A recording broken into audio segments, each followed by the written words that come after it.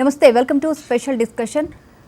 సాధారణంగా ఎగ్జామ్స్ అంటే చాలామంది పిల్లలు భయపడుతూ ఉంటారు. ముఖ్యంగా 10th క్లాస్ ఎగ్జామ్స్ అంటే పిల్లల్లో ఒక అయోమయంతో పాటు మరింత భయం కూడా ఎక్కువ అవుతుంది. ముఖ్యంగా ఈ కరోనా తర్వాత చాలామంది విద్యార్థులు ఎగ్జామ్స్ ఎలా రాయాలని భయపడుతున్నారు. అయితే ముఖ్యంగా మనం చూస్తే అసలు ఈసారి 10th క్లాస్ ఎగ్జామ్స్ ఎలా ఉండబోతున్నాయి, ఎన్ని మార్క్స్ వస్తే పాస్ అవుతాం, అలానే ఇంత తక్కువ టైంలో ఏ విధంగా ప్రిపేర్ అవ్వాలి, అండ్ అలానే చాలామందికి రకరకాల డౌట్స్ ఉంటాయి. అలానే అసలు ఎన్ని మార్క్స్ వస్తాయో, ఏ విధంగా పాస్ అవుతామో, ముఖ్యంగా కొన్ని చాలా కష్టతరమైనటువంటి సబ్జెక్ట్లో ప్రధానంగా చెప్పుకునేది గణితం. సో గణితం ఎలా ప్రిపేర్ అవ్వాలి ఇంత తక్కువ టైంలో అనే అంశాలతో పాటు ఎగ్జామ్స్ అంటే పిల్లలు మానసికంగా చాలా ప్రిపేర్ అయి ఉండాలి. సో వీటన్నిటికి సంబంధించి మనతో మాట్లాడడానికి లైవ్లో సిద్ధంగా ఉన్నారు హైదరాబాద్ ప్రైవేటు పాఠశాల సంఘం ఉపాధ్యక్షులు, విద్యావేత్త ఆవుల నిరంజన్ గారు, అండ్ అలానే డాక్టర్ రావుస్ ఫౌండేషన్ చైర్మన్, అలానే ఎడ్యుకేషనల్ సైకాలజిస్ట్ డాక్టర్ దేశనేని వెంకటేశ్వరరావు గారు కూడా ఉన్నారు. ఒకసారి వాళ్ళతో మాట్లాడదాం. నమస్తే అండి. వెంకటేశ్వరరావు గారు, మీరు చెప్పండి, జనరల్గా ఎగ్జామ్స్ అంటే చాలామంది పిల్లలు భయపడుతూ ఉంటారు, అండ్ సబ్జెక్ట్ కన్నా కూడా ముందుగా వాళ్ళు మానసికంగా చాలా ప్రిపేర్ అవ్వాలి. సో ఇలాంటి సిచ్యువేషన్లో ఈ ఎగ్జామ్స్ అంటే వాటి మామూలు ఎగ్జామ్స్ కన్నా పబ్లిక్ ఎగ్జామ్స్కి చాలామంది పిల్లలు భయపడుతూ ఉంటారు. అంటే వీళ్ళు ఫస్ట్ ఆఫ్ ఆల్ మానసికంగా ఎలా ప్రిపేర్ అవ్వాలంటారు? ఒక ముఖ్యమైనటువంటి విషయం ఏంటంటే 10th క్లాస్ అనేటటువంటిది పిల్లల జీవితంలో చాలా ముఖ్యమైనటువంటిది. అంటే ఒక రకంగా చెప్పాలంటే పిల్లల కెరీర్ అంతా కూడా 10th క్లాస్ ఎగ్జామినేషన్లో వచ్చే పర్ఫార్మెన్స్ను బేస్గా చేసుకునే ఉంటుంది. కాబట్టి ఎప్పుడైతే మన భవిష్యత్ అనేటటువంటిది ఈ పరీక్ష మీద ఆధారపడి ఉంటుంది అనేటటువంటి ఆలోచన పిల్లల్లో ఉంటుందో, తల్లిదండ్రుల్లో ఉంటుందో, సహజంగానే ఒక రకమైనటువంటి భయం అన్నది ఏర్పడడానికి అవకాశం ఉంటుంది. ఈ భయం నుంచి బయటపడాలంటే అది పరీక్ష అనే కాదు, ఏదైనా సరే మనం ఏదైనా ఒక పని చేస్తున్నప్పుడు ఆ పని మీద మనకు సరైనటువంటి అవగాహన కనుక ఉన్నట్లయితే అప్పుడు భయం అనేటటువంటిది సహజంగానే తగ్గడానికి అవకాశం ఉంటుంది. జనరల్గా పిల్లల దగ్గరికి వచ్చేసరికి మనకు ఈ అకాడమిక్ ఇయర్లో కరోనా వల్ల విద్యా సంవత్సరం అంతా ప్రభావితమైంది. కాబట్టి దాన్ని దృష్టిలో ఉంచుకొని ప్రభుత్వం కొన్ని మార్పులు చేసేటటువంటి ప్రయత్నం చేసింది ఎగ్జామినేషన్ ప్యాటర్న్లో. కనుక ఈ ఎగ్జామినేషన్ ప్యాటర్న్కు తగ్గట్టుగా పిల్లలు మంచి పర్ఫార్మెన్స్ చేయాలి, భయం లేకుండా పరీక్షలకు హాజరు కావాలి అని చెప్పేసి అంటే మొట్టమొదట జరగాల్సింది ఎగ్జామినేషన్ ప్యాటర్న్లో వచ్చినటువంటి మార్పులు ఏంటి అన్న దాని మీద పిల్లలకు సరైనటువంటి అవగాహన ఏర్పడాలి. అంటే 10th ఉన్నటువంటి పేపర్స్ ఏవైతే ఉన్నాయో సబ్జెక్టు వారీగా ఏ రకమైనటువంటి మార్పులు చేశారు, ఈ మార్పులకు తగ్గట్టుగా మనం ఏ చాప్టర్స్ను ఏ రకంగా తయారు కావాలి అన్న దాని మీద పిల్లలకు అటు టీచర్స్ సైడ్ నుంచి ఇటు పేరెంట్స్ సైడ్ నుంచి సరైనటువంటి అవగాహన కనుక ఏర్పడితే తప్పనిసరిగా భయం అనేటటువంటి తగ్గుతుంది, మంచి పర్ఫార్మెన్స్ చేయగలుగుతారు పిల్లలు. ఓకే. అండ్ నిరంజన్ గారు, మీరు చెప్పండి, ముఖ్యంగా మనం ఇప్పుడు చూస్తే కరోనా తర్వాత సబ్జెక్ట్ పరంగా అన్నీ చాలా చేంజెస్ వచ్చినాయి. సో ముఖ్యంగా ఎలాంటి చేంజెస్ వచ్చినాయి ఒకసారి బ్రాడ్గా వివరిస్తారు? సో 10వ తరగతి పరీక్షలలో ఈసారి వచ్చినటువంటి అత్యంత బాగా ముఖ్యమైనటువంటి మార్పు అని అంటే గత సంవత్సరం వరకు కూడా పేపర్ 1 పేపర్ 2 అనేటువంటి 2 భాగాలు ఉండేది. ఒక సెకండ్ లాంగ్వేజ్లో మాత్రం మొదటి నుంచి కూడా 80 మార్కులకు పేపర్ ఉండేది. 20 మార్కులు ఇంటర్నల్ చాయిస్ అంటే FA1 FA2 ఎగ్జామ్స్ లాగా మొత్తం 4 పరీక్షలు ఉండేవి ఇంతకుముందు. వాటికి 20 మార్కులు కేటాయించబడేది. ఇప్పుడు ఆ 4 పరీక్షలను తీసేసి 2 పరీక్షలే పెట్టారు.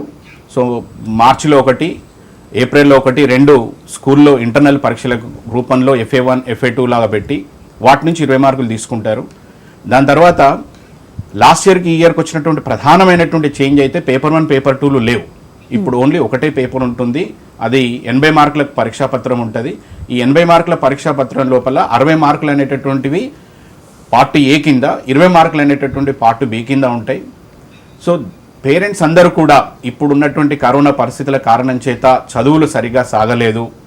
మరి ముఖ్యంగా గ్రామీణ ప్రాంతంలో ఉన్నటువంటి విద్యార్థులకైతే అసలు పాఠాలు ఏమీ అందలేదు. సో ప్రభుత్వ పాఠశాలలో ఉన్నటువంటి విద్యార్థులు కూడా చాలామంది నష్టపోయారు. బడ్జెట్ ప్రైవేట్ పాఠశాలలో విద్యార్థులు కూడా నష్టపోయారు. సో ఈ అందరు విద్యార్థులు కూడా పబ్లిక్ పరీక్షల్లో మంచి మార్కులతో పాస్ కావాలన్నటువంటి ఉద్దేశం, అందరూ విద్యార్థులు మంచి మార్కులతో 10వ తరగతి ఉత్తీర్ణులకు కావాలన్నటువంటి ఉద్దేశంతోనే ఈ ప్రశ్నపత్రాల్లో ప్రధానమైనటువంటి మార్పులు జరిగినాయని చెప్పి నేను అనుకుంటున్నాను. సో ఎందుకనంటే ఎక్కువ మార్కులు అంటే విద్యార్థికి సులభంగా పాస్ అయ్యి, ఎందుకనంటే ఎక్కువ బాగా హార్డ్ వర్క్ చేసి ప్రత్యక్ష బోధన లేని కారణం చేత చాలా టైం కోల్పోయినారు. కాబట్టి ఉన్న తక్కువ టైం లోపల విద్యార్థులందరూ పాస్ కావాలన్నటువంటి ఉద్దేశంతో ప్రశ్నపత్రంలో మంచి మార్పులు జరిగినాయి. సో మీరు ఈ మారిన ప్రశ్నపత్రాలను సరిగ్గా అవగాహన చేసుకుంటే ఖచ్చితంగా అందరు విద్యార్థులు కూడా మంచి మార్కులతో పాస్ అయ్యేటటువంటి అవకాశాలు చాలా ఉన్నాయి. అంటే ఇప్పుడు మీరు ఒక్క పేపరే ఉంటుందని చెప్పారు, ఇది వరకు 2 పేపర్స్ ఉండే, పార్ట్ ఏ ఉండేది, పార్ట్ బి ఉండేది. అంటే ఏ విధంగా బెనిఫిట్ అంటారు విద్యార్థులకు? అంటే ఇంతకు ముందు పేపర్ 1 పేపర్ 2 2 భాగాలుగా ఉండేది. అవును. ఇప్పుడు ఆ పేపర్ 1 పేపర్ 2 అనేది పోయి అంటే ఒకటే పరీక్ష, ఒక గణితం పరీక్ష తీసుకుంటే ఒక రోజు పేపర్ 1 40 మార్కుల పరీక్ష, ఇంకొక రోజు 40 మార్కులు, ఇంకో రోజు పరీక్ష ఉంది. అంటే ఒక పేపర్లో తక్కువ వచ్చినా కానీ ఇంకో పేపర్లో మాకు మార్క్స్ కవర్ అయిపోతాయి అని చాలా మందికి ఒక అంటే భయం లేకుండా ఉండేది. కానీ ఇప్పుడు ఎలా ఉంటుంది, ఆ భయం ఎక్కువగా ఉంటుందని ఎక్స్పెక్ట్ చేయొచ్చా? లేదండి, ఆ పరీక్ష ఆ భయం పోగొట్టే విధంగానే ప్రశ్నాపత్రాలు అనేటటువంటిది రూపొందించడం జరిగింది. ఎందుకంటే ఇంటర్నల్ చాయిస్ బాగా పెంచారు. ఈసారి వచ్చినటువంటిది ఇంటర్నల్ చాయిస్. ఇంతకుముందు ఇంటర్నల్ చాయిస్ అనేటటువంటిది అసలు ప్రాధాన్యత లేదు. సో ఆల్మోస్ట్ ఉన్నటువంటి కొన్ని ప్రశ్నల కొన్ని సెక్షన్స్లలో అయితే అసలు ఇంటర్నల్ చాయిస్ ఉండేదే కాదు. సో ఇప్పుడు ఇంటర్నల్ చాయిస్ పెట్టడం వలన విద్యార్థికి ఏమైందంటే దీనికి 2 పాయింట్స్ పెట్టుకోవాలి. ఒకటి, ప్రభుత్వం 70% సిలబస్ను మాత్రమే పరీక్షలకు పెట్టింది. అట్లని చెప్పేసి మొత్తం పూర్తిగా టాపిక్స్ తొలగించబడలేదు 30% లోపల. సో కొన్ని పరీక్షలకు కొన్ని టాపిక్స్ను రావు, ఇవి ఓన్లీ ప్రాజెక్ట్ వర్క్స్ మాత్రమే చదువుకో అని చెప్పి కొంత ఇచ్చింది. కాబట్టి సిలబస్ భారం కొంత తగ్గింది. కాబట్టి విద్యార్థులకు ఆటోమేటిక్గా కొంత ఒత్తిడి అనేటటువంటి తగ్గిపోయింది. ఇది ఒకటి ప్రధానమైన విషయం. రెండో విషయంలో ఏం తీసుకోవచ్చు అని అంటే ఈ వెరీ షార్ట్ క్వశ్చన్స్, తర్వాత షార్ట్ క్వశ్చన్స్ యొక్క మార్కుల శాతం పెంచింది. ఇంతకుముందు ఆబ్జెక్టివ్ అనేటటువంటిది ప్రాధాన్యత లేదు ఆప్షనల్ సబ్జెక్టులలో. అంటే 10 మార్కులు మాత్రమే వచ్చేది, ఇప్పుడు 20 మార్కులు పెంచింది. అంటే విద్యార్థి ఒత్తిడి లేకుండా ఎంత భయపడే విద్యార్థి అయినా ఆబ్జెక్టివ్ ప్రశ్నలు చదువుకున్న 20 మార్కులు వస్తాయి.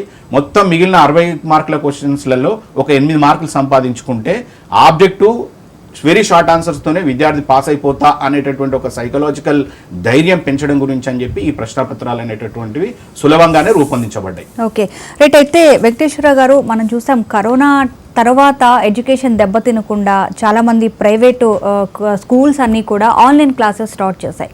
కానీ గవర్నమెంట్ స్కూల్స్కి వచ్చేసరికి కొంచెం ఇంటర్నెట్ ప్రాబ్లం కావచ్చు, చాలామందికి ఫోన్స్ అవైలబుల్ లేకపోవడం, స్మార్ట్ ఫోన్లు, ఇవన్నీ ప్రాబ్లమ్స్ ఫేస్ చేశారు. అయితే ఇప్పుడున్న సిచ్యువేషన్లో పబ్లిక్ అంటే గవర్నమెంట్ స్కూల్స్లో ఉన్నటువంటి స్టూడెంట్స్ కన్నా ప్రైవేటు స్కూల్స్లో ఉన్నటువంటి స్టూడెంట్స్ తోటి ఏ విధంగా పోటీ పడచ్చు? అంటే ఎడ్యుకేషన్ పరంగా గవర్నమెంట్ స్కూల్ వాళ్ళకి ఏమన్నా కొంచెం తక్కువ ఎడ్యుకేషన్ అందే ఛాన్సెస్ కూడా ఖచ్చితంగా ఉంటుంది. సో ఎలా పోటీ పడచ్చు అంటారు వాళ్ళకి? ఇక్కడ మనం ప్రధానంగా చూడాల్సిన విషయం ఏంటంటే విద్యా సంవత్సరంలో టీచింగ్ లెర్నింగ్ ప్రాసెస్ పరంగా కొన్ని ఇబ్బందులు తలెత్తినాయి అన్న విషయాన్ని దృష్టిలో ఉంచుకునే ప్రభుత్వము సిలబస్లో తగ్గింపు చేయడం జరిగింది. 30% సిలబస్ను తగ్గించారు. అంటే ఇప్పుడు ఇంటర్నెట్ అవైలబిలిటీ కావచ్చు, ఎలక్ట్రానిక్ గ్యాడ్జెట్స్ అవైలబిలిటీ కావచ్చు, ఇలాంటి రకరకాల కారణాల వల్ల గవర్నమెంట్ స్కూల్లో చదువుతున్నటువంటి విద్యార్థులకు కొంతమేరకు డిసడ్వాంటేజ్ ఉన్నటువంటి మాట వాస్తవము. అయితే ఈ ఎగ్జామినేషన్ ప్యాటర్న్లో ఇంతవరకు నిరంజన్ గారు చెప్పినట్టుగా ఆ ఎగ్జామినేషన్ ప్యాటర్న్కు తగ్గట్టుగా ఉన్నటువంటి ఈ పరిమితమైనటువంటి సమయాన్ని గవర్నమెంట్ స్కూల్లో చదువుకున్నటువంటి విద్యార్థులు కూడా ప్యాటర్న్కు తగ్గట్టుగా ఆయా సబ్జెక్ట్స్లల్లా ఆయా చాప్టర్స్ లోపల ఒక ప్రాక్టీస్ కనుక బాగా చేసినట్లయితే, అంటే దీంట్లో 2 విషయాలండి. మనకు సాధారణంగా ఒక పరీక్ష కోసం విద్యార్థులు ప్రిపేర్ అయ్యేటప్పుడు జనరల్గా 3 రకాలుగా ఉండే అవకాశం ఉంటుంది స్టూడెంట్స్. ఒకరేమో సబ్జెక్టుకు సంబంధించినటువంటి డిఫరెంట్ టాపిక్స్ మీద, బేసిక్స్ మీద మంచి ఐడియా ఉంటుంది, ఎగ్జామినేషన్ ప్యాటర్న్కి తగ్గట్టుగా ప్రాక్టీస్ కూడా చేస్తారు, కాబట్టి ఎగ్జామినేషన్లో మంచి పర్ఫార్మెన్స్ చేయగలుగుతారు. ఇంకా రెండో రకం పిల్లలు ఏమవుతుందంటే ఐడియా అనేటటువంటిది ఫామ్ అవుతుంది, అండర్స్టాండింగ్ అన్నది ఏర్పడుతుంది సబ్జెక్ట్ మీద, కానీ ప్రాక్టీస్ సరిగా చేయరు. ప్రాక్టీస్ సరిగా చేయనప్పుడు ఏమైందంటే ఎగ్జామినేషన్ హాల్ లోపల రకరకాల క్వశ్చన్స్కి ఆన్సర్స్ రాసేటప్పుడు within the stipulated time లిమిట్లో సరిగ్గా రాయలేరు. తర్వాత 3rd కేటగిరీ స్టూడెంట్స్ కనుక మనం తీసుకున్నట్లయితే బేసిక్స్ మీద కానీ టాపిక్ మీద కానీ సరైనటువంటి అవగాహన ఏర్పడదు. సరైనటువంటి అవగాహన ఏర్పడినప్పుడు సాధారణంగా ఎగ్జామినేషన్ ప్యాటర్న్ ఏ రకంగా ఉన్నప్పటికీ కూడా పర్ఫార్మెన్స్ ఇవ్వడానికి స్కోప్ అనేటటువంటిది ఉండదు మనకు. ఈ రకంగా మనం చూసినప్పుడు సాధారణంగా గవర్నమెంట్ స్కూల్లో ఉండేటటువంటి పిల్లల్లో ఎక్కువ మంది ఈ 3rd కేటగిరీలో ఉండడానికి అవకాశాలు ఉంటాయి. ఎందుకంటే ఒక లర్నింగ్ గ్యాప్ అన్నది ఏర్పడ్డది కాబట్టి ఈ లర్నింగ్ గ్యాప్ వల్ల పిల్లలకు ఆయా సబ్జెక్టులో ఉండేటటువంటి టాపిక్స్ మీద కూడా అవగాహన తక్కువ ఉండడానికి అవకాశం ఉంటుంది. కాబట్టి అవగాహన పెంచడం కోసం మనకు ఏదైతే డిలీటెడ్ సిలబస్ ఉందో డిలీటెడ్ సిలబస్ను కాసేపు పక్కన పెట్టేసి ఎగ్జామినేషన్కు ప్రిస్క్రైబ్ అయినటువంటి సిలబస్ మీద వీలైనంత థరోగా పిల్లలకు టీచర్స్ ఎక్స్ప్లెయిన్ చేసేటటువంటి ప్రయత్నం చేయాలి ఒకటి. తర్వాత ఇంటి దగ్గర తల్లిదండ్రులు కూడా ఆ రకమైనటువంటి సపోర్ట్ కనుక ఇచ్చినట్లయితే టాపిక్ మీద ఎప్పుడైతే అవగాహన ఏర్పడుతుందో పర్ఫార్మెన్స్ అనేటటువంటిది కూడా మంచిగా చేయగలుగుతారు. Okay, right. మీరు చెప్పండి నిరంజన్ గారు, మరి సబ్జెక్ట్ పరంగా అయితే ఎలా ప్రిపేర్ అవ్వచ్చు అంటారు? ఎందుకంటే ఖచ్చితంగా కొంత డిఫరెన్స్ అయితే ఉంటుంది. గవర్నమెంట్ స్కూల్లో చదివే స్టూడెంట్స్ కావచ్చు, లేదంటే ప్రైవేట్ స్కూల్స్లో, ముఖ్యంగా ఆన్లైన్ క్లాసెస్ విషయంలో.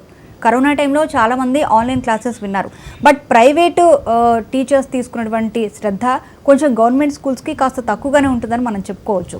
సో మరి సబ్జెక్ట్ పరంగా ఎలా ప్రిపేర్ అవ్వచ్చు అంటారు? సో ఇప్పుడు మానసికంగా ఫస్ట్ ఆఫ్ ఆల్ ఇటు తల్లిదండ్రులు ఉపాధ్యాయులందరూ కూడా 10వ తరగతి పిల్లల్ని మానసికంగా తయారు చేయాలి. పెద్ద పరీక్షలు అని అంటే ప్రతి సంవత్సరం రాస్తున్నారండి. ఇప్పుడు 10వ తరగతికి వచ్చిండ్రు అని అంటే వారు 1వ తరగతి నుంచి 9వ తరగతి వరకు పబ్లిక్ స్కూల్లో వాళ్ళ వార్షిక పరీక్షలు, యాన్యువల్ ఎగ్జామ్స్ రాసిండ్రు, ఎన్నో ప్రాక్టీస్ ఎగ్జామ్స్ రాసిండ్రు.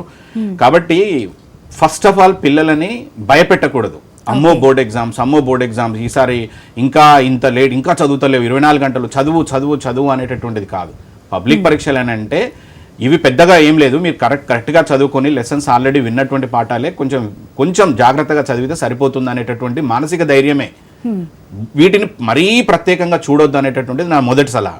రెండోది ఏంటంటే గవర్నమెంట్ విద్యార్థులకైనా ప్రైవేటు విద్యార్థులకైనా ఇప్పటివరకు జరిగిపోయినటువంటి కాలం గురించి మనం యాక్చువల్గా ఇంకా మనం ఏం రీకలెక్ట్ చేయలేం, దానికి సొల్యూషన్ అని లేదు. గవర్నమెంట్లో లాస్ అయినటువంటి విద్యార్థులైనా ఇప్పుడు ప్రైవేట్లో ఉన్నటువంటి విద్యార్థులైనా ఎవరమైనా సరే ఉన్నటువంటి 3 నెలల పాటు వెంకటేశ్వరరావు గారు చెప్పినట్టుగా డిలీటెడ్ సిలబస్ ఏదైతే ఉందో ఆ వాటిపైన కరెక్ట్గా అవగాహన పెంచుకొని ఉన్నటువంటి ప్రశ్నల సంఖ్యలను క్వశ్చన్ పేపర్ స్ట్రక్చర్ను మనం అవగాహన చేసుకున్నాం కాబట్టి సార్ అన్నట్టుగా 3 రకాలైనటువంటి విద్యార్థులు ఎవరికి ఎంత చదివిపియాలనో అనేది ఉపాధ్యాయుడికి తెలుసు. అంటే వీళ్ళని పాస్ చేయాలని అంటే ఎంత చెప్పాలి, ఆ యాంగిల్లో విద్యార్థులను ప్రోత్సహిస్తే ఇటు గవర్నమెంట్ పిల్లలైనా ఇటు ప్రైవేట్ పిల్లలైనా ఖచ్చితంగా పర్ఫార్మెన్స్ అనేటటువంటి చూపిస్తారు. సో ఎవరు కూడా లర్నింగ్తో అంటే జీరో వచ్చేటటువంటి పరిస్థితులు లేవు. ఓన్లీ మనం ఇచ్చేటటువంటి మోటివేషన్ అనేటటువంటిదే పిల్లలకు, మనం ఇచ్చేటటువంటి ధైర్యం అనేటటువంటిది పిల్లలకి పరీక్షలు పాస్ చేసేటటువంటి అవకాశం ఉంటుంది. ఓకే, అయితే సబ్జెక్టులో మెయిన్ సబ్జెక్ట్ గురించి మనం చెప్పుకుంటే మ్యాథ్స్ అనేది చాలా ఇంపార్టెంట్ పిల్లలకి. సో చాలామంది మ్యాథ్స్ స్టూడెంట్స్ అందరూ కూడా మ్యాథ్స్లోనే ఫెయిల్ అవుతూ ఉంటారు. సో ఇప్పుడు ఈ కరోనా టైం వల్ల చాలా వరకు కూడా అది చాలా కష్టం అండ్ తక్కువ టైం ఉంది. అంటే ఏ విధంగా ప్రిపేర్ అవ్వచ్చు అంటారు మ్యాథ్స్కి? అంటే అలానే ఇందులో ఎలాంటి చేంజెస్ ఉన్నాయి మ్యాథ్స్ పేపర్లో ఈసారి? సో మీరు అన్నట్టు గణితం అనేటటువంటిది అందరికీ కొంత భయం కలిగించేటటువంటి సబ్జెక్టే. But at the same time మార్కుల శాతాన్ని పెంచే సబ్జెక్ట్ కూడా గణితమే. సో ఇట్లాంటి గణితం సబ్జెక్టులో ఈ సంవత్సరం వచ్చినటువంటి ప్రధానమైనటువంటి మార్పుల కింద చూసుకుంటే ఇందులో 2 మార్కుల ప్రశ్నలు, 4 మార్కుల ప్రశ్నలు, 8 మార్కుల ప్రశ్నలు, 1 మార్క్ ప్రశ్నలు. ఆబ్జెక్ట్ పూర్తిగా కూడా 1 మార్క్ కింద ఉంది. సో మిగిలినవన్నీ కూడా 2 మార్కులు, 4 మార్కులు, 8 మార్కులు, ఈ విధంగా 3 భాగాలుగా విభజించిండ్రు. ఇది 3 భాగాలలో మొత్తం మన గణితం లోపల 14 అధ్యాయాలు ఉన్నాయి, 14 చాప్టర్స్ ఉన్నాయి. అయితే విద్యార్థులందరూ గమనించాలి, పూర్తిగా ఏ చాప్టర్ కూడా తొలగించబడలేదు. అంటే ఏదైతే 30% సిలబస్ తగ్గించిండ్రు అని అనుకున్నామో అవి విద్యార్థుల స్థాయికి మించినవి, వీటిని అవగాహన చేసుకోవడంలో విద్యార్థి కష్టపడతాడు అనుకున్నటువంటి టాపిక్స్ మాత్రమే తీసేశారు, చాప్టర్లు తీయలేదు. ఏ చాప్టర్ కూడా ఫుల్గా కంప్లీట్గా డిలీట్ కాలే, టాపిక్స్ మాత్రమే డిలీట్ అయినాయి. సో ఈ విషయాన్ని మన అందరం కూడా ఖచ్చితంగా గుర్తుంచుకోవాలి. సో దీని తర్వాత రెండో అంశం, మొత్తం ప్రశ్నపత్రం లోపల 3 భాగాలుగా ఉన్నాయి, అంటే 3 సెక్షన్లుగా విడదీసిండ్రు. ఈ విడదీసుకొని దీంట్లో పార్ట్ ఏకు 60 మార్కులు, పార్ట్ బికి 20 మార్కులుగా పెట్టిండ్రు. ఈ పార్ట్ ఏలో సెక్షన్ 1కి వచ్చేసేటప్పటికి ఇందులో 2 గ్రూపులు తీసుకున్నారు, group A and group B. ఈ గ్రూప్ ఏలో మొత్తం 1 నుంచి 7 చాప్టర్స్, 1 to 7 చాప్టర్స్ల నుంచి 6 క్వశ్చన్స్ ఇస్తున్నారు. సో అవి కూడా చాలా వెరీ షార్ట్ ఆన్సర్ క్వశ్చన్స్, చాలా ఈజీగా సమాధానం రాసేటటువంటి ప్రశ్నలు ఇస్తారు. సో 2 సంఖ్యలు ఇచ్చేసి ఒక HCF కనుక్కోవడం అనేటటువంటి సంఖ్యలతో పాటుగా చిన్న సమస్యలను విద్యార్థి చాలా సులభంగా, అతి సాధారణమైనటువంటి విద్యార్థి కూడా ఈజీగా ఆన్సర్ చేసేటటువంటి ప్రశ్నలే ఈ మన వెరీ షార్ట్ ఆన్సర్ క్వశ్చన్స్లో ఇవ్వబడతాయి. సో 1 to 7 చాప్టర్స్ని గ్రూప్ ఏ కింద, తర్వాత గ్రూప్ బిలో 8 నుంచి 14 చాప్టర్స్ నుంచి అక్కడ 6 ప్రశ్నలు ఇస్తారు. సో 3కి సమాధానం రాయాలి, గ్రూప్ ఏలో 3కి, గ్రూప్ బిలో 3కి, మొత్తం 6 ప్రశ్నలకు సమాధానాలు రాయాల్సి ఉంటుంది. ఒక్కొక్క ప్రశ్నకు 2 మార్కులు ఉన్నాయి, 6 12 మార్కులు వస్తాయి. తర్వాత సెక్షన్ 2 విభాగానికి వచ్చేస్తే ఇందులో మొత్తం 4 ప్రశ్నలకు సమాధానాలు రాయాల్సి ఉంటుంది. మొత్తం అంటే ఎప్పుడు కూడా మనం 50% చాయిస్ పెంచిండి అనేటటువంటిది ఇక్కడ మనం అందరం గుర్తుంచుకోవాలి. అంటే విద్యార్థికి చాయిస్ తక్కువ లేదు, చాయిస్ చాలా ఎక్కువగా ఇచ్చిండ్రు. సో 8 ప్రశ్నలు ఇచ్చి అందులో మనం 4 ప్రశ్నలకు మాత్రమే ఆన్సర్స్ రాయాలి. అంటే 4 16 మార్కులు వచ్చేస్తున్నాయి. ఇవి పెద్దగా డిఫరెన్స్ ఉండేటటువంటిది కాదు. సో ఇప్పుడు ఒక క్వాడ్రాటిక్ ఏదైనా ఒక చాప్టర్ తీసుకుంటే, ఒక క్వాడ్రాటిక్స్ చాప్టర్ తీసుకుంటే ఒక ఈక్వేషన్ ఇచ్చి దానిలో నుంచి find the product of the roots లేదా సమ్ ఆఫ్ ది రూట్స్, మూలాల మొత్తం కనుక్కోమని కానీ లేదా మూలాల లబ్ధం కనుక్కోమనేటువంటి సింపుల్ సమస్యలు వచ్చేటటువంటి అవకాశం ఈ 2వ సెక్షన్లో ఉంది. ఇక 3వ సెక్షన్కి వెళ్తే మళ్ళీ అందులో కూడా గ్రూప్ ఏ గ్రూప్ బి అనేటటువంటి 2 విభాగాలు ఉన్నాయి. సేమ్ ఇంతకుముందు అనుకున్నట్టుగానే గ్రూప్ ఏలో 1 నుంచి 7వ చాప్టర్ వరకు ఉంటుంది, గ్రూప్ బిలో 8 నుంచి 14 ఉంటాయి. ఇందులో గ్రూప్ ఏలో 4 ప్రశ్నలు ఇస్తారు, 2టికి మాత్రమే మనం సమాధానాలు రాయాలి. ఇక్కడ గుర్తుంచుకోవాల్సింది అందరూ కూడా, అంటే ఈవెన్ అతి సాధారణ విద్యార్థి కూడా గ్రూప్ ఏలో ఒక గ్రాఫ్ క్వశ్చన్ తప్పనిసరిగా ఉంటుంది.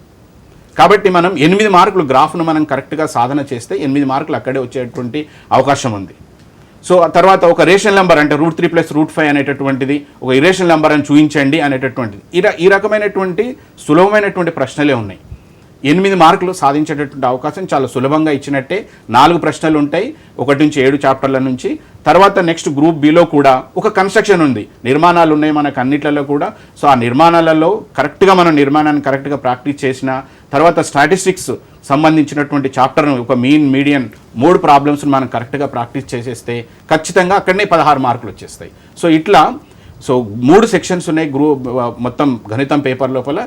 ఈ అన్ని చాప్టర్ల నుంచి కూడా ఆబ్జెక్టివ్ ప్రశ్నల కింద చిన్న చిన్న సూత్రాలు నేర్చుకోవడం, ఫార్ములాస్ నేర్చుకోవడం, వాల్యూ సబ్స్టిట్యూషన్ నేర్చుకోవడం, పెద్ద క్యాలిక్యులేషన్స్ కాకుండా అతి సులభంగా గుర్తుంచుకునేటటువంటి ఆబ్జెక్టివ్ ప్రశ్నలు అన్నింటినీ కూడా ఈ పార్ట్ బిలో ఉంటున్నాయి. కాబట్టి 20 మార్కులు ఉన్నాయి. సో 20 మార్కులకు ఒక్కొక్క ప్రశ్నకు ఒక్కొక్క మార్కు ఉంటుంది. కాబట్టి మొత్తంగా పార్ట్ బికు 30 నిమిషాల టైం ఉంటుంది.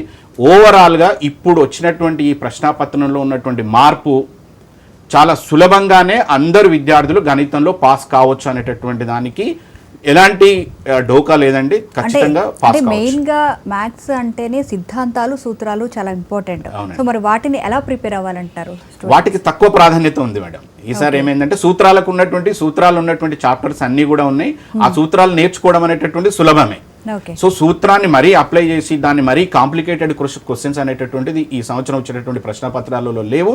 ఒకవేళ వచ్చినా ఒకటే ప్రశ్న ఉండొచ్చు, ఎందుకంటే ఇంటర్నల్ చాయిస్ ఉంది. కాబట్టి ఎప్పుడైనా కానీ స్టూడెంట్ ఏ క్వశ్చన్ సెలెక్ట్ చేసుకుంటుండు అన్నటువంటిది ఇక్కడ ప్రధానమైనటువంటి విషయం. ఒక సూత్రం ఉంది, ఆ ఫార్ములా ఇచ్చిండు, ఆ ఫార్ములా ఇచ్చిన తర్వాత దాన్ని వాల్యూ సబ్స్టిట్యూట్ చేసుకొని క్యాలిక్యులేట్ చేయడం అనేటటువంటి స్టూడెంట్కి ఈజీ, సూత్రం గుర్తున్నప్పుడు. కాబట్టి మరీ ఎక్కువ సూత్రాలతోని చాలా ఒకే లెక్కకు 2 రకాల 3 రకాల సూత్రాలు అప్లై చేసి దాన్ని కాంప్లెక్స్ ప్రాబ్లంగా ఇచ్చేటటువంటి ప్రాబ్లమ్స్ ఇప్పుడు ఇస్తలేరు. డైరెక్ట్ సబ్స్టిట్యూషన్ అండ్ డైరెక్ట్ ఆన్సరే. కాబట్టి విద్యార్థులకు పెద్దగా అది కష్టమైనటువంటి పనేం కాదు. సో మీరు అన్నట్టు ఎవరైనా విద్యార్థి సిద్ధాంతాలు, సూత్రాల దగ్గర ఇబ్బంది పడితే ఇంటర్నల్ చాయిస్ కింద దాన్ని పక్కన పెట్టేసుకోవాలి. మెరిట్ ఉన్నటువంటి విద్యార్థులు అన్నీ నేర్చుకోవాలి. కష్టం అనుకున్నటువంటి వాటిని ఈజీగా ఇంటర్నల్ చాయిస్ వదిలిపెట్టేసి పాస్ కావడానికి ప్రయత్నం చేయాలి. రైట్. అయితే మీరు చెప్పండి, ఒక సైకాలజిస్ట్గా మ్యాథ్స్ మీద భయం పోవాలి స్టూడెంట్స్కి అంటే ఏం చేయాలంటారు? ఏ విధంగా వాళ్ళు ప్రిపేర్ అవ్వాలి? వాళ్ళకి మీరు ఇచ్చే సలహా ఏంటి? మ్యాథమెటిక్స్ దగ్గరికి వచ్చేసరికి మనం గుర్తుంచుకోవాల్సినటువంటి విషయం ఏంటంటే, డే టు డే లైఫ్లో ఏ పిల్లలనైనా మీరు గమనించి చూడండి, స్కూల్ లెవెల్లో మ్యాథ్స్ అంటే కష్టం అనేటటువంటి పిల్లలే ఎక్కువ మంది కనిపిస్తారు.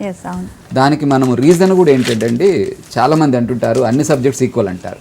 కానీ సైకాలజీ పరంగా మనకు పిల్లల లోపల లర్నింగ్ ఎట్లా జరుగుతుంది అన్న విషయాన్ని కనుక అబ్జర్వ్ చేసి చూసినట్లయితే కంటెంట్ పరంగా మిగతా సబ్జెక్టులకు మ్యాథమెటిక్స్కు చాలా క్వాలిటేటివ్ డిఫరెన్స్ ఉంటుందండి.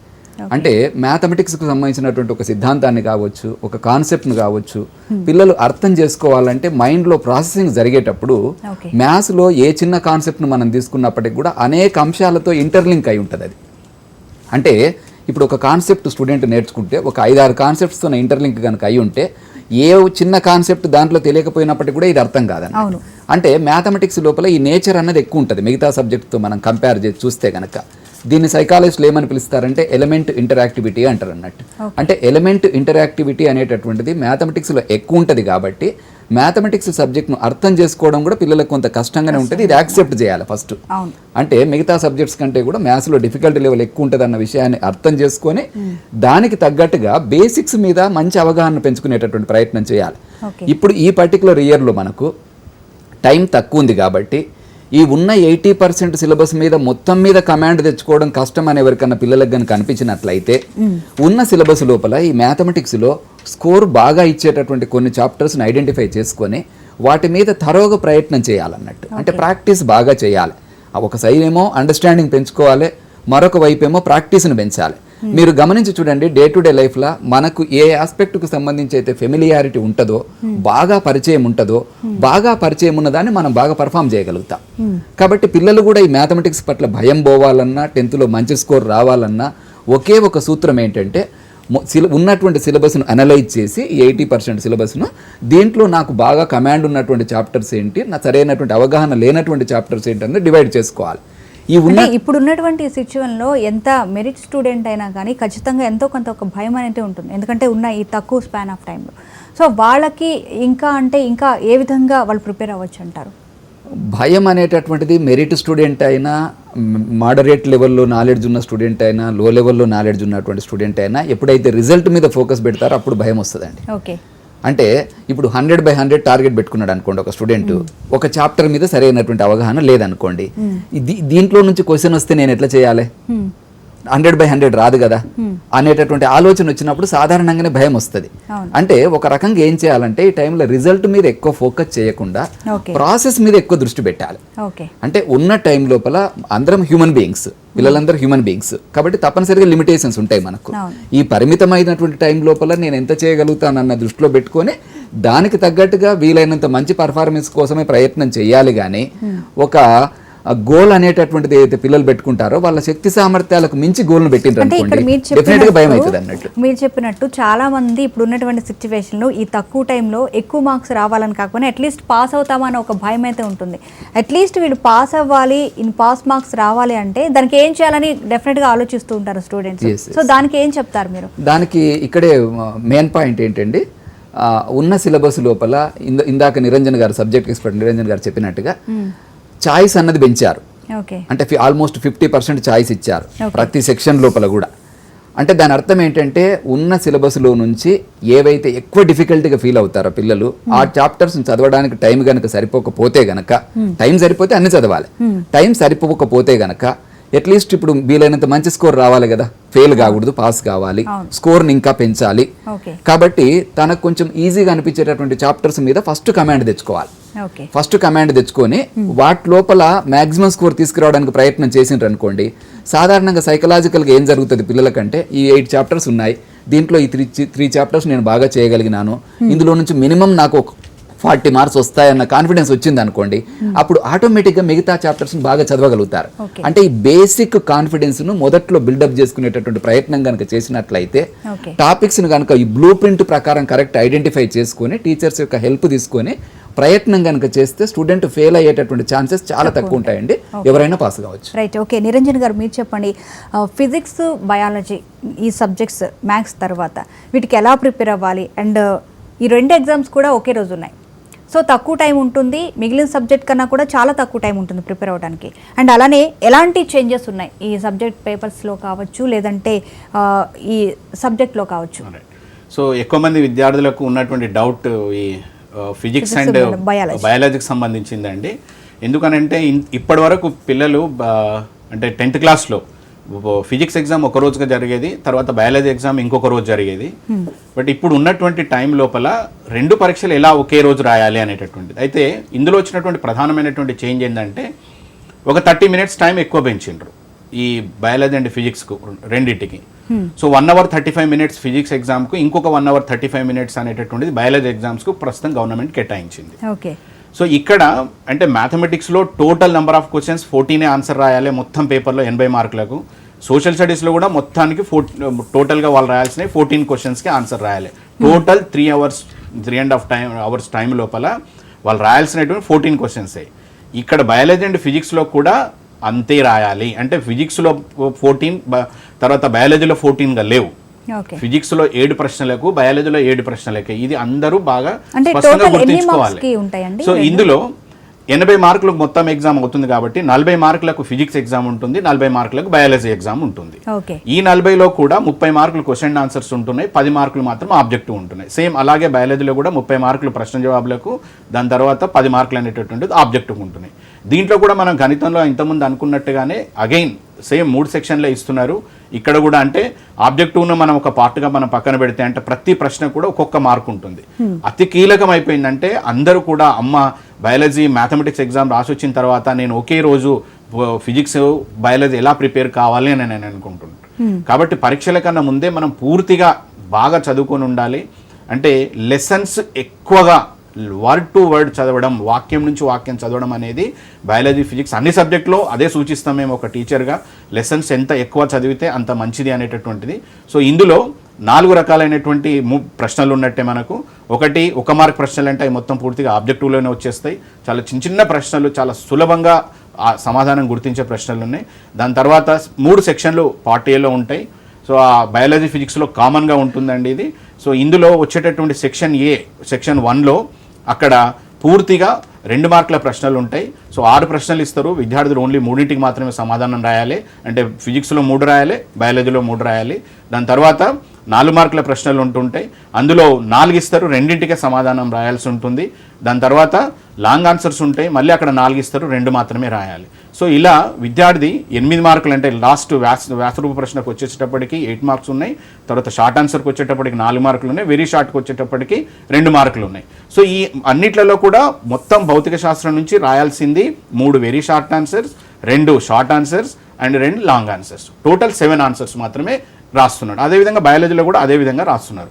అంటే 7 ప్రశ్నలే. ఈ విధంగా మనం సైకలాజికల్గా ప్రిపేర్ కావాలి. టోటల్ అంతేనా అని అనుకుంటే సబ్జెక్ట్ చాలా ఈజీ అవుతుంది. దాని తర్వాత భౌతిక శాస్త్రం ప్రశ్నపత్రం ఇచ్చిన తర్వాత పూర్తయిన తర్వాత పిల్లలకు కూడా ఆ 1 hour 35 minutes అయిపోయిన తర్వాత మధ్యలో ఒక 10 నిమిషాల గ్యాప్ ఇచ్చేసి మళ్ళీ బయాలజీ సపరేట్గా క్వశ్చన్ పేపర్ ఇస్తారు. కాబట్టి మనము ఎలాంటి భయపడాల్సినటువంటి అవసరం లేదు. అయ్యో మా పిల్లలు ఫిజిక్స్ అనుకొని బయాలజీ రాసిండ్రు, బయాలజీ అనుకొని ఫిజిక్స్ రాసిండ్రు అనేటటువంటి సందేహం కూడా ఉండదు. పరీక్షలు చాలా పకడ్బందీగా ప్రభుత్వం వాళ్ళు నిర్వహిస్తారు. ఆ విషయంలో మనం ఇలాంటి డౌట్స్ అవసరం లేదు. సో ఓన్లీ థింగ్ బయాలజీ అయినా ఫిజిక్స్ అయినా కానీ ప్రతి ఒక్కరం గుర్తుంచుకోవాలి, పటాల బేస్డ్గా. అంటే విద్యార్థులు కొంత ఫిజిక్స్ అంటే భయపడుతున్నారు అనేటటువంటి భావన ఉంటుంది. బయాలజీ స్కోరింగ్ సబ్జెక్ట్ అవుతుంది. ఫిజిక్స్ అనేటటువంటిది కొంత భయాన్ని, గణితం తర్వాత మ్యాథమెటిక్స్ అనేటటువంటిది కొంత భయపడేటటువంటి అంటే ఇక్కడ సబ్జెక్ట్ అని ఇంకొక విషయం కూడా ఉంది నిరంజన్ గారు. ఫిజిక్స్ అన్న బయాలజీ అన్న ఎక్కువగా ఇందులో కూడా ఇవి ఎక్కువ ఉంటాయి, ఫార్ములాస్ ఎక్కువ ఉంటాయి. సో ఈ ఫార్ములాస్ కి కూడా ఎక్కువ మార్క్స్ ఉంటాయి. సో వాటికి ఎలా ప్రిపేర్ అవ్వచ్చు అంటారు? సో అన్ని చాప్టర్లో ఏవైతే ఫార్ములాస్ ఉన్నాయో, ఇప్పుడు ఒక ఎలక్ట్రిసిటీ ఉంది అనుకుందామండి. సో ఎలక్ట్రిసిటీ ఉంది అని అంటే అందులోపల ఒక కరెంట్ డెఫినేషన్, కరెంట్ అంటే ఏంది, దానికి ఒక ఫార్ములా ఉంది. సో అది రాసుకొని పెట్టుకుంటాం. I = Q/T అని రాసుకొని పెట్టుకుంటాం. ఒక ఓమ్స్ లా ఉంది, I = V/R అనేటటువంటిది ఒకటి ఫార్ములాస్ ఉన్నాయి. సో ఈ ఫార్ములాస్ అన్ని ఒక దగ్గర రాసుకొని పెట్టుకోవడం, అంటే చాప్టర్ వైజ్గా ఏవైతే ఫార్ములాస్ ఉన్నాయో ఆ ఫార్ములాస్ అన్నింటినీ చాప్టర్ వైజ్గా గుర్తుపెట్టుకోవడం. అందులో ఉన్నటువంటి లెటర్స్, అంటే ఇప్పుడు నేను ఇంతకుముందు అన్నాం. సో ఒకటి కరెంటు ఫార్ములా ఉంది అని అంటే Q అంటే ఏంది, సో T అంటే ఏంది, అంటే పిల్లలకు వెరీ డెప్త్గా ఆన్సర్స్ తెలియలేకపోయినా కానీ మీరు అన్నట్టు ఫార్ములాస్కు భౌతిక శాస్త్రం లోపల ఎక్కువ ఇంపార్టెన్స్ ఉంది అని నేను అనుకున్నప్పుడు, ఇప్పుడు ఏవైనా సరే అంటే ఏదైతే ఫిజిక్స్ ఉందో అందులో ఫిజిక్స్ ఉంటుంది, మళ్ళీ కెమిస్ట్రీ చాప్టర్స్ కూడా ఉన్నాయి. ఒక ఆటమిక్ స్ట్రక్చర్ అనుకోండి, ఇంకో ఏదైనా పీరియాడిక్ క్లాసిఫికేషన్, ఇట్లా చాప్టర్స్ అనుకుంటే ఏవైతే ఓవరాల్గా ఆ చాప్టర్లో ఉన్నటువంటి అతి కీలకమైనటువంటి పాయింట్సే అనుకుందాం లేదా ఫార్ములాస్ అనుకుందాం, ఒక సినాప్సిస్ లాగా రాసుకొని వాటిని ఇప్పుడు అంటే ఫస్ట్ మొదటి రౌండ్లో లెసన్ను బాగా చదవాలండి. లెసన్ చదివిన తర్వాత ఈ సినాప్సిస్ రాసుకొని పరీక్షల ముందు ఆ సినాప్సిస్ చదువుకుంటే ఖచ్చితంగా మంచి మార్కులు వస్తాయి అనేటటువంటి ఐడియానే పెట్టుకోవాలి తప్ప ఎగ్జామ్ ముందు రోజు నేను మళ్ళీ మొదటి నుంచి చదువుతాను అనేటటువంటిది మాత్రం ఎవరు చేయకూడదు. అందరూ కాబట్టి చదివే టైం లేదు, ఒక్కరోజు 2 పుస్తకాలు పూర్తి కావడం అనేటటువంటిది అసాధ్యమైనటువంటి పని. సినాప్సిస్ అనేటటువంటి చాలా హెల్ప్ జరుగుతుంది. కాబట్టి మీరు అందరూ కూడా ఇప్పటి నుంచి ఆ క్రమంలో ఉండడం అనేటటువంటిది సజెస్టబుల్. రైట్ వెంకటేశ్వర గారు, ఇంతవరకు మనం సబ్జెక్ట్ గురించే మాట్లాడుకుంటున్నాము. అయితే ఇంకా కూడా కరోనా కేసెస్ కావచ్చు, కరోనా భయం కానీ ఇంకా అలానే ఉంది. అందరిలో ఎక్కువగా కేసులు కూడా నమోదవుతున్నాయి. అయితే ఇప్పుడు కరోనా తర్వాత చాలా రోజుల తర్వాత తల్లిదండ్రులు స్కూల్స్కి, క్లాసెస్కి పంపిస్తున్నారు. సో తల్లిదండ్రులు భయపడకుండా ఏ విధమైనటువంటి జాగ్రత్తలు తీసుకోవాలంటారు? వాళ్ళకి ఏం చెప్తారు? ఇక్కడ తల్లిదండ్రులు భయపడకుండా ఉండాలి అని చెప్పేసి అంటే తల్లిదండ్రులకు నమ్మకాన్ని కలిగించాల్సినటువంటి బాధ్యత విద్యా సంస్థలపైనే ఉంటుందండి. ఏదైతే మనం కరోనా విషయం లోపల ప్రభుత్వ పరంగా ఒక SOP అనేది ఏదైతే ఉందో అంటే ఏ రకమైనటువంటి జాగ్రత్తలు తీసుకోవాలి మనము, భౌతిక దూరము, శానిటైజేషన్, ఇట్లా రకరకాల జాగ్రత్తలు ఏవైతే ఉన్నాయో అన్ని జాగ్రత్తలు విద్యా సంస్థలో గనక తీసుకున్నట్లయితే గనక తల్లిదండ్రులకు తప్పనిసరిగా ఒక నమ్మకం అన్నది ఉంటుంది, భరోసా అన్నది ఉంటుంది. పిల్లలు క్లాస్ రూమ్లో టీచింగ్ లెర్నింగ్ ప్రాసెస్ జరిగేటప్పుడు కూడా ఏకాగ్రత అనేటటువంటిది టీచింగ్ లెర్నింగ్ ప్రాసెస్ పైన పెట్టగలుగుతారు. ఎప్పుడే కానీ మానవ సహజం ఏంటంటే మనకి ఏదైనా భయం అనిపిస్తున్నప్పుడు ఒక సీరియస్ యాక్టివిటీ మీద, లెర్నింగ్ మీద ఫోకస్ చేయలేం మనం. అంటే పిల్లలకు ఏ సమయంలో నాకేం జరుగుతుందో, కరోనా వస్తుందేమో, వస్తే ఎట్లా అనేటటువంటి భావన పిల్లలకు ఉండడం మంచిది కాదు, తల్లిదండ్రులకు ఉండడం మంచిది కాదు. కాబట్టి ప్రత్యేకించి విద్యా సంస్థలు SOPని తూచా తప్పకుండా అమలు చేయగలిగితే గనక పిల్లలకు ఒక భరోసా దొరుకుతుంది, తల్లిదండ్రులకు ఒక భరోసా దొరుకుతుంది. తరగతి గది లోపల టీచింగ్ లెర్నింగ్ ప్రాసెస్ అనేటటువంటి జరిగేటప్పుడు కూడా పిల్లల మనసు అనేటటువంటిది, ఏకాగ్రత అనేటటువంటిది చదువు మీదనే ఉండడానికి అవకాశం ఉంటుంది. సో మీరు చెప్పండి నిరంజన్ గారు, ఇప్పుడు ముఖ్యంగా తల్లిదండ్రులకి భయం పోవాలంటే స్కూల్స్లో టీచర్స్ కేరింగ్ తీసుకోవాలని చెప్తున్నారు. అంటే ఎటువంటి జాగ్రత్తలు తీసుకోవాలంటారు? ఒక తరగతి గదిలో ఎంతమంది స్టూడెంట్స్ ఉండాలని అంటారు? ఎందుకంటే మనం చూసాం కొన్ని స్కూల్స్లో ఎక్కువ మందిని కూడా స్టూడెంట్స్ పెడుతున్నటువంటి సిచ్యువేషన్స్ ఉన్నాయి. సో దానివల్ల కూడా పేరెంట్స్ కొంచెం ఆలోచిస్తున్నారు పిల్లల్ని పంపించాలంటే. సో ఎంతమంది ఉండాలంటారు? ఖచ్చితంగా ఇంతమందే ఉండాలి, వాళ్ళు ఎటువంటి జాగ్రత్తలు తీసుకోవాలి? అంటే ఇది పాఠశాల నుంచి కూడా డిఫరెంట్గా ఉంటుందండి. ఒక్కొక్క స్కూల్ మీద వాళ్ళకు ఉండేటటువంటి క్లాస్ రూమ్ సైజు మీద ఎంతమంది విద్యార్థులు ఉండాలనేటటువంటిది మనం డిపెండ్ అయి ఉంటుంది అది. బట్ ఓన్లీ ద థింగ్ ఏంటంటే పిల్లలకు మినిమం డిస్టెన్స్ అనేది మెయింటైన్ చేయాలి. తర్వాత శానిటైజర్ వాడకం తప్పనిసరి. ఒకవేళ అకామిడేషన్ ప్రాబ్లం ఉంది, నిజంగా ఒక బెంచ్లో ముగ్గురిని కూర్చోబెడతాం, నలుగురు కూర్చోబెడతాం అనేటటువంటిది ఎవరైనా అలా చేస్తే మాత్రం అది చాలా తప్పు. 100% అలా చేయకూడదు. ఎవరిదంటే పిల్లల ఆరోగ్యమే మనకు అత్యంత ప్రధానమైనటువంటి విషయం. ఫస్ట్ ఆరోగ్యం, తర్వాత చదువు అనేటటువంటి భావనలోనే ఉండాలి మనం దానిలో. కాబట్టి మనం మినిమం జాగ్రత్త అయితే ఖచ్చితంగా ప్రతి స్కూల్ మేనేజ్మెంట్ ఆల్రెడీ పాటిస్తుంది. మేము మా ట్రస్మా నుంచి కూడా, అంటే ప్రైవేట్ పాఠశాల సంఘం ట్రస్మా నుంచి కూడా మా రాష్ట్ర వ్యాప్తంగా ఉన్నటువంటి అన్ని ప్రైవేట్ పాఠశాలలో కూడా ఖచ్చితంగా ఈ కరోనా నిబంధనలు అనుసరించే ఈ 9-10 తరగతులకు టీచింగ్ అనేటటువంటి మేము చేస్తూ ఉన్నాం. ఇప్పుడు ఖచ్చితంగా స్టూడెంట్ అనేటటువంటిది మినిమం డిస్టెన్స్ మెయింటైన్ చేస్తూ శానిటైజేషన్ జరుగుతుంది అని అంటే స్ట్రెంత్ ఎక్కువ ఉన్నటువంటి పాఠశాలలు షిఫ్ట్ సిస్టమ్ తీసుకోవాలని చెప్పి నేను సజెషన్ చేస్తున్నా. సో దట్ ఏమవుతుందంటే అరే స్కూల్లో ఒక డిస్టెన్స్ మెయింటైన్ అవుతుంది, శానిటైజేషన్ కరెక్ట్గా ఉంది, పిల్లలు ఎక్కువ ఉన్నారు కాబట్టి షిఫ్ట్ సిస్టంలో స్కూల్ నడుస్తుంది, అకామిడేషన్ లేదు కాబట్టి అనేటటువంటి నమ్మకం ఎప్పుడైతే పేరెంట్కి ఇస్తారో పిల్లలు, పేరెంట్స్ ఇద్దరు కూడా ఆటోమేటిక్గా ఒక సైకలాజికల్గా తయారైపోతారు. ఎస్, స్కూల్లో శానిటైజేషన్ కరెక్ట్ ఉంది, మన పిల్లలను ప్రత్యక్ష బోధనకు పంపించవచ్చు. సో దట్ అంటే గతంలో మనం చూస్తే ఎగ్జామ్స్ హాల్లో వెనకనే కూర్చోబెడుతూ చేసేవాళ్ళు. బట్ ఇప్పుడు అటువంటి సిచ్యువేషన్ లేదు. అంటే ఒక ఎగ్జామ్ హాల్లో ఎంతమంది స్టూడెంట్స్ ఉన్నారు, ఎలాంటి కేరింగ్స్ తీసుకోవాలంటారు, సోషల్ డిస్టెన్స్ ఏ విధంగా ఉండాలంటారు? సో యాక్చువల్గా అయితే ఆల్మోస్ట్ బోర్డ్ ఆఫ్ సెకండరీ చాలా సంవత్సరాల నుంచి ప్రాక్టీస్ చేస్తుందనండి. ఒక బెంచ్లో ఒకే విద్యార్థి కింద లేదా ఒక ఎగ్జామినేషన్ హాల్లో 16 మందికి ఒక ఇన్విజిలేటర్ని ఇస్తూ, ఒక 16 మెంబర్స్ ఒక హాల్లో ఉంటారు, వాళ్ళకు ఒక ఇన్విజిలేటర్ని ఇస్తుంది. సో వాళ్ళకి ఖచ్చితంగా ఇప్పుడున్నటువంటి పరిస్థితులు అయితే నేను అనుకోవడం ఒక రూమ్లో ఇంతకుముందు 16 మందిని కూర్చోబెడితే ఇప్పుడు అది 8 మందికే వెళ్ళొచ్చు. It's depends on the examination hall. ఒక్కొక్క పాఠశాల, ఒక్కొక్క స్కూల్లో ఒక్కొక్క రకమైనటువంటి సైజులు ఉంటాయి క్లాస్ రూమ్స్ కాబట్టి ఇట్స్ డిపెండ్స్. బట్ నేను అనుకోవడం ఏంటంటే బాగా గ్యాప్ చేయడం అనేటటువంటిది ఈసారి ఖచ్చితంగా, అంటే ఎగ్జామ్ సెంటర్స్ను గవర్నమెంట్ పెంచుతుంది. సో అంతకుముందు ఒక 1000 సెంటర్స్ ఉంటే ఈసారి నేను అనుకోవడం 1500-2000 సెంటర్స్ పెంచి విద్యార్థుల మధ్యన బాగా డిస్టెన్స్ పెడుతుంది కంపల్సరీగా. సో శానిటైజేషన్ కూడా జరుగుతుంది. ఇప్పుడు ఆల్రెడీ కాంపిటేటివ్ ఎగ్జామ్స్ అన్ని పెడుతూ వస్తుంది గవర్నమెంట్. కాబట్టి కరోనా పద్ధతులు అన్నింటినీ అంటే సేఫ్టీ మెజర్స్ అన్ని తీసుకొని గవర్నమెంట్ ఈ ఎగ్జామ్స్ అన్ని కండక్ట్ చేస్తుంది. కాబట్టి సో పేరెంట్స్ అందరూ కూడా ధైర్యంగా ఉండొచ్చు. పిల్లలని వీలైనంత వరకు డైరెక్ట్ ఎడ్యుకేషన్ అంటే స్కూల్స్కు పంపించేసి వాళ్ళు 10th క్లాస్లో బెస్ట్ రిజల్ట్స్ వచ్చే విధంగానే అందరు పేరెంట్స్ ఎంకరేజ్ చేయాలని చెప్పి అని అంటున్నాను. Okay, right. వెంకటేశ్వరరావు గారు మీరు చెప్పండి, జనరల్గా 10th క్లాస్ పబ్లిక్ ఎగ్జామ్స్ అంటే 9th క్లాస్ అయిపోయిన వెంటనే కూడా వాటి మీద కాన్సన్ట్రేషన్ పెడతారు. ఎక్కువ టైం 10th క్లాస్ ఎగ్జామ్స్కి 10th క్లాస్ దాని మీదనే ఫోకస్ పెడుతూ ఉంటారు. అంటే అటు స్టూడెంట్స్, అటు పేరెంట్స్ కావచ్చు, స్టూడెంట్స్ కావచ్చు, టీచర్స్ కావచ్చు.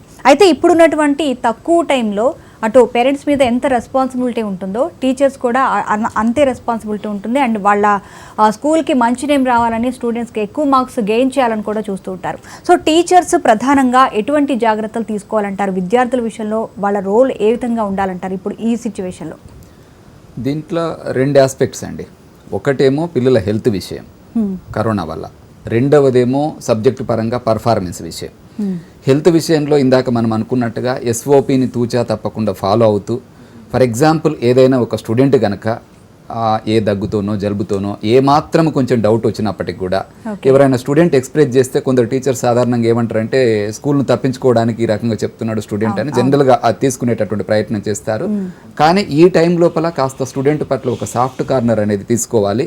తర్వాత అంటే ఒక రకంగా చెప్పాలంటే స్టూడెంట్ ఏ మాత్రం ఎక్స్ప్రెస్ చేసినప్పటికి కూడా స్టూడెంట్ నిజాయితీగా మనకు చెప్తున్నాడు అన్న దాన్ని దృష్టిలో పెట్టుకొని ఎగ్జామ్షన్ ఇచ్చేటటువంటి ప్రయత్నం చేస్తే కనుక ఈ స్ప్రెడ్ని ఆపగలుగుతాం. మనము ఇతర పిల్లలకు ఇబ్బంది కాకుండా చూడగలుగుతాం హెల్త్ పరంగా ఒకటి. ఇక సబ్జెక్టు పరంగా కనుక చూసినట్లయితే స్టూడెంట్కైనా పేరెంట్కైనా టీచర్కైనా ఎవరికైనప్పటికి కూడా ఈ బ్లూ ప్రింట్ అనేది ఏదైతే ఉందో నిరంజన్ గారు ఏదైతే ఎక్స్ప్లెయిన్ చేస్తున్నారో విశ్లేషిస్తున్నారో పేపర్ ప్యాటర్న్ను, ఆ పేపర్ ప్యాటర్న్ మీద ప్రతి సబ్జెక్టు టీచర్కు మంచి లోతైన అవగాహన ఏర్పరచుకొని దానికి తగ్గట్టుగా స్టూడెంట్ సబ్జెక్టు లెవెల్ ఎట్లా ఉందో చెక్ చేసుకొని, అంటే ఒక అడ్వాన్స్డ్ లెవెల్ స్టూడెంట్ ఉన్నాడా, సబ్జెక్టు బాగా వస్తుందా, లేకుంటే మధ్యస్థంగా ఉన్నాడా, ఇబ్బంది పడుతున్నాడా బేసిక్స్ దగ్గర అన్న చూసుకొని ఏ స్టూడెంట్కు తగ్గట్టుగా ఆ స్టూడెంట్ను కనుక మోటివేట్ చేసి ప్రాక్టీస్ కనుక చేయించినట్లయితే ప్రతి స్టూడెంట్ లోపల ఒక కాన్ఫిడెన్స్ అనేది బిల్డప్ అవుతుంది. అంటే బేసిక్స్తోనే ఇబ్బంది పడుతున్నటువంటి స్టూడెంట్ అయితే టీచర్ నాకు ఇస్తున్నటువంటి సపోర్ట్ను ఆధారంగా చేసుకొని నేను తప్పనిసరిగా ఈ 10th పాస్ అవుతాను అన్న కాన్ఫిడెన్స్ ఆ స్టూడెంట్కి కలుగుతుంది. తర్వాత ఒక అడ్వాన్స్డ్ లెవెల్ స్టూడెంట్ కనుక అయినట్లయితే కనుక నేను అనుకున్నట్టుగా టాప్ స్కోర్ను తీసుకురాగలుగుతాను అనేటటువంటి నమ్మకం ఆ స్టూడెంట్కి కలుగుతుంది. ఇక మధ్యస్థంగా ఉండేటటువంటి స్టూడెంట్ ఏదైతే ఉంటాడో తన స్కోర్ వీలైనంతగా పెంచుకోవడానికి నాకు అవకాశం ఉంది, టీచర్ నన్ను గైడ్ చేస్తున్నారు అనేటటువంటి విషయం ఆ స్టూడెంట్కి కలుగుతుంది అన్నట్టు. అంటే ప్రధానంగా టీచర్ చేయాల్సింది 2 విషయాలండి ఇక్కడ మనం అర్థం చేసుకోవాల్సింది. ఒకటి బ్లూ ప్రింట్ను తగ్గట్టుగా పిల్లలకు అవగాహన చేయించడం, పేపర్ ప్యాటర్న్ మీద ఇన్ డెప్త్ అండర్స్టాండింగ్ ఏర్పడేటట్టుగా చేయడము. తర్వాత విద్యార్థి యొక్క స్థాయిని దృష్టిలో పెట్టుకొని తరగతిలో ఒక 30 మంది స్టూడెంట్స్ ఉన్నారనుకున్నట్లయితే ఒక 8-10 మంది స్టూడెంట్స్ ఒక రకంగా ఉండొచ్చు, 8-10 మంది స్టూడెంట్స్ ఇంకో రకంగా ఉండొచ్చు, మిగతా వాళ్ళు ఇంకో రకంగా ఉండొచ్చు. ఎవరి అవసరానికి తగ్గట్టుగా వాళ్ళని కనుక గైడ్ చేసే ప్రయత్నం చేస్తే పిల్లల మీద ప్రెజర్ అనేది తగ్గుతుంది. తర్వాత టీచర్ యొక్క కంట్రిబ్యూషన్ అనేటటువంటిది పిల్లలకు బాగా జరుగుతుంది. పిల్లల లోపల కాన్ఫిడెన్స్ లెవెల్స్ పెరిగి పర్ఫార్మెన్స్ కూడా బాగా ఇవ్వగలుగుతారు పిల్లలు. Okay, right. నిరంజన్ గారు మీరు చెప్పండి, వెంకటేశ్వర గారు చెప్పింది మీరు విన్నారు. ఎంతవరకు టీచర్ సపోర్ట్ అవసరం? ఎందుకంటే ఇయర్ ఎండింగ్ అంటే డెఫినెట్గా మార్క్స్ మీద స్కూల్కి ఒక గుడ్ ఒపీనియన్ మీద కూడా చాలామంది ఫోకస్ పెడుతూ ఉంటారు, మేనేజ్మెంట్ కావచ్చు, టీచర్స్ కావచ్చు. సో ఎలా అంటారు, ఏ విధమైనటువంటి సపోర్ట్ ఎక్కువ కావాలంటారు టీచర్స్? సో పాజిటివ్ కౌన్సిలింగ్ ఏనండి. ప్రతి విద్యార్థి కూడా ఈ పాజిటివ్ కౌన్సిలింగ్ ఇవ్వడం అంటే ఉపాధ్యాయుడి యొక్క పాత్ర చాలా కీలకమే. అంటే ఏ సబ్జెక్టుకో ఆ సబ్జెక్టు టీచర్ నా సబ్జెక్ట్లో పాస్ కావడం చాలా ఈజీ అనే దగ్గర నుంచో తను మొదలు పెట్టాలని అంటాను నేను. ఓకే. సో ఎందుకు అంటే ఇగో క్వశ్చన్ పేపర్ చూడండి ఎంత ఈజీగా ఉందో. ఫస్ట్ సెక్షన్లో ఒక ప్యాసేజ్ ఉంది, అందులో ఎవరైనా చదువుతాం, దానికి 5 క్వశ్చన్స్ ఉన్నాయి, 5 ఈజీగా ఆన్సర్ చేయగలుగుతాం. తర్వాత ఆబ్జెక్టివ్లో ఎవరమైనా కానీ 20 మార్క్స్ ఉన్నాయి, మీరు కొన్ని లెసన్స్ చదివినా కానీ ఆటోమేటిక్గా వచ్చేస్తుంది. కాబట్టి ఎంత తప్పులు పోయినా ఒక 2 అంటే ఒక మెరిట్ స్టూడెంట్ 1 or 2 మిస్ కాకుండా ఉండడానికి అవకాశం ఉంది. చదువులో బాగా వెనుకబడి ఉన్నటువంటి విద్యార్థి కూడా కొంచెం చదువుకున్నా ఒక 10+ మార్క్స్ స్కోర్ చేసేది ఉంది. ప్యాసేజ్లో 10 వచ్చేసినాయి, ఆబ్జెక్ట్లో 10 వచ్చేసినాయి, 1-2 ఆన్సర్లు చదివితే ఇంకో 10 వచ్చేసినాయి, అయిపోయింది 30 మార్క్స్ అనే విధంగానే ఒక టీచర్ స్టూడెంట్ను కౌన్సిలింగ్, పాజిటివ్ కౌన్సిలింగ్ చేయగలిగితే తప్పనిసరిగా ప్రతి విద్యార్థి కూడా పాస్ అవుతాడు. అయితే ఇట్స్ డిపెండ్స్. ఇప్పుడు సార్ అన్నట్టుగా ఖచ్చితంగా ఇది డిపెండ్ అని అంటే టీచర్కు క్వశ్చన్ పేపర్ మీద ఫుల్ హోల్డ్ ఉండాలి. టీచర్కి ఎంత హోల్డ్ అయితే వచ్చిందో క్వశ్చన్ పేపర్ మీద, క్లాస్ రూమ్లో ఉండే 30 మంది విద్యార్థులు కానీ 40 మంది కానీ ఎవ్రీ స్టూడెంట్ సేమ్ హోల్డ్ వచ్చేటట్టు విధంగా టీచర్ ప్రయత్నం అంటే ఇది వరకు ఎక్కువగా మెరిట్ స్టూడెంట్ మీద ఎక్కువ ఫోకస్ చేసేవాళ్ళు, బట్ ఇప్పుడు అందరూ స్టూడెంట్స్ మీద ఫోకస్ చేయాల్సినటువంటి ఇంపార్టెంట్ అయితే చాలా ఉందనుకోవచ్చు కదా. అవునండి. సో తప్పనిసరిగా అంటే ఇంతకుముందు మెరిట్ అనే ఏం లేదండి, ఎక్కడైనా ఏమైనా అట్లా కార్పొరేట్ సెక్టర్లో ఉండొచ్చేమో అట్లా. కానీ జనరల్గా ఏమవుతుందని అంటే అటు గవర్నమెంట్ స్కూల్స్లో కానీ ఇటు ప్రైవేట్ స్కూల్స్లో కానీ మా స్కూల్లో 10th క్లాస్ స్టూడెంట్స్ ఒక 40 మంది ఉండే 40 మంది ద బెస్ట్ మార్క్స్తోనే పాస్ కావాలనేటటువంటిది ప్రతి మేనేజ్మెంట్, ప్రైవేట్ పబ్లిక్ 2 మేనేజ్మెంట్స్కి అదే ఉంటుంది. సో అదే విధంగానే కోచింగ్ అనేటటువంటి జరుగుతుంది. సో ఇప్పుడు అన్నట్టు ఇది ఇంప్లిమెంటేషన్లో ఉంది సార్ అన్నట్టుగా. అంటే గ్రూప్స్ చేసుకోవడం అనేది ఈ సందర్భంలో చాలా కీలకం. ఇప్పుడు కరోనా వచ్చినటువంటి పరిస్థితులలో ఒకేసారి ఏ స్టూడెంట్ ఎంత కెపాసిటీ ఉంది, ఎంత బరువు మోయగలడు అనేటటువంటిది స్టూడెంట్ ఒక టీచర్కే తెలుస్తుంది. అది ఈ స్టూడెంట్కి ఈ చాప్టర్స్ చెప్తే పాస్ అయిపోతాడు, ఈ స్టూడెంట్కి ఇవి చెప్తే ఒక 9 పాయింట్స్ జీపీఏ తెస్తాడు, ఈ స్టూడెంట్కి ఇది చెప్తే ఒక 10 జీపీఏ తెస్తాడు అనేటటువంటిది టీచర్ ఖచ్చితంగా తెలుస్తుంది. అది కాబట్టి టీచర్ అనేటటువంటి వారు పిల్లలకు బాగా అంటే ఉన్నటువంటి తక్కువ టైం లోపల ఎంత ఈ రకమైనటువంటి సపోర్ట్ చేస్తే కంపల్సరీగా ప్రతి విద్యార్థి అయితే మనం ఇప్పటి వరకు మ్యాథ్స్, ఫిజిక్స్, బయాలజీ వీటి గురించి మాట్లాడుకున్నాం. సో మరో మెయిన్ సబ్జెక్ట్ ఇంగ్లీష్.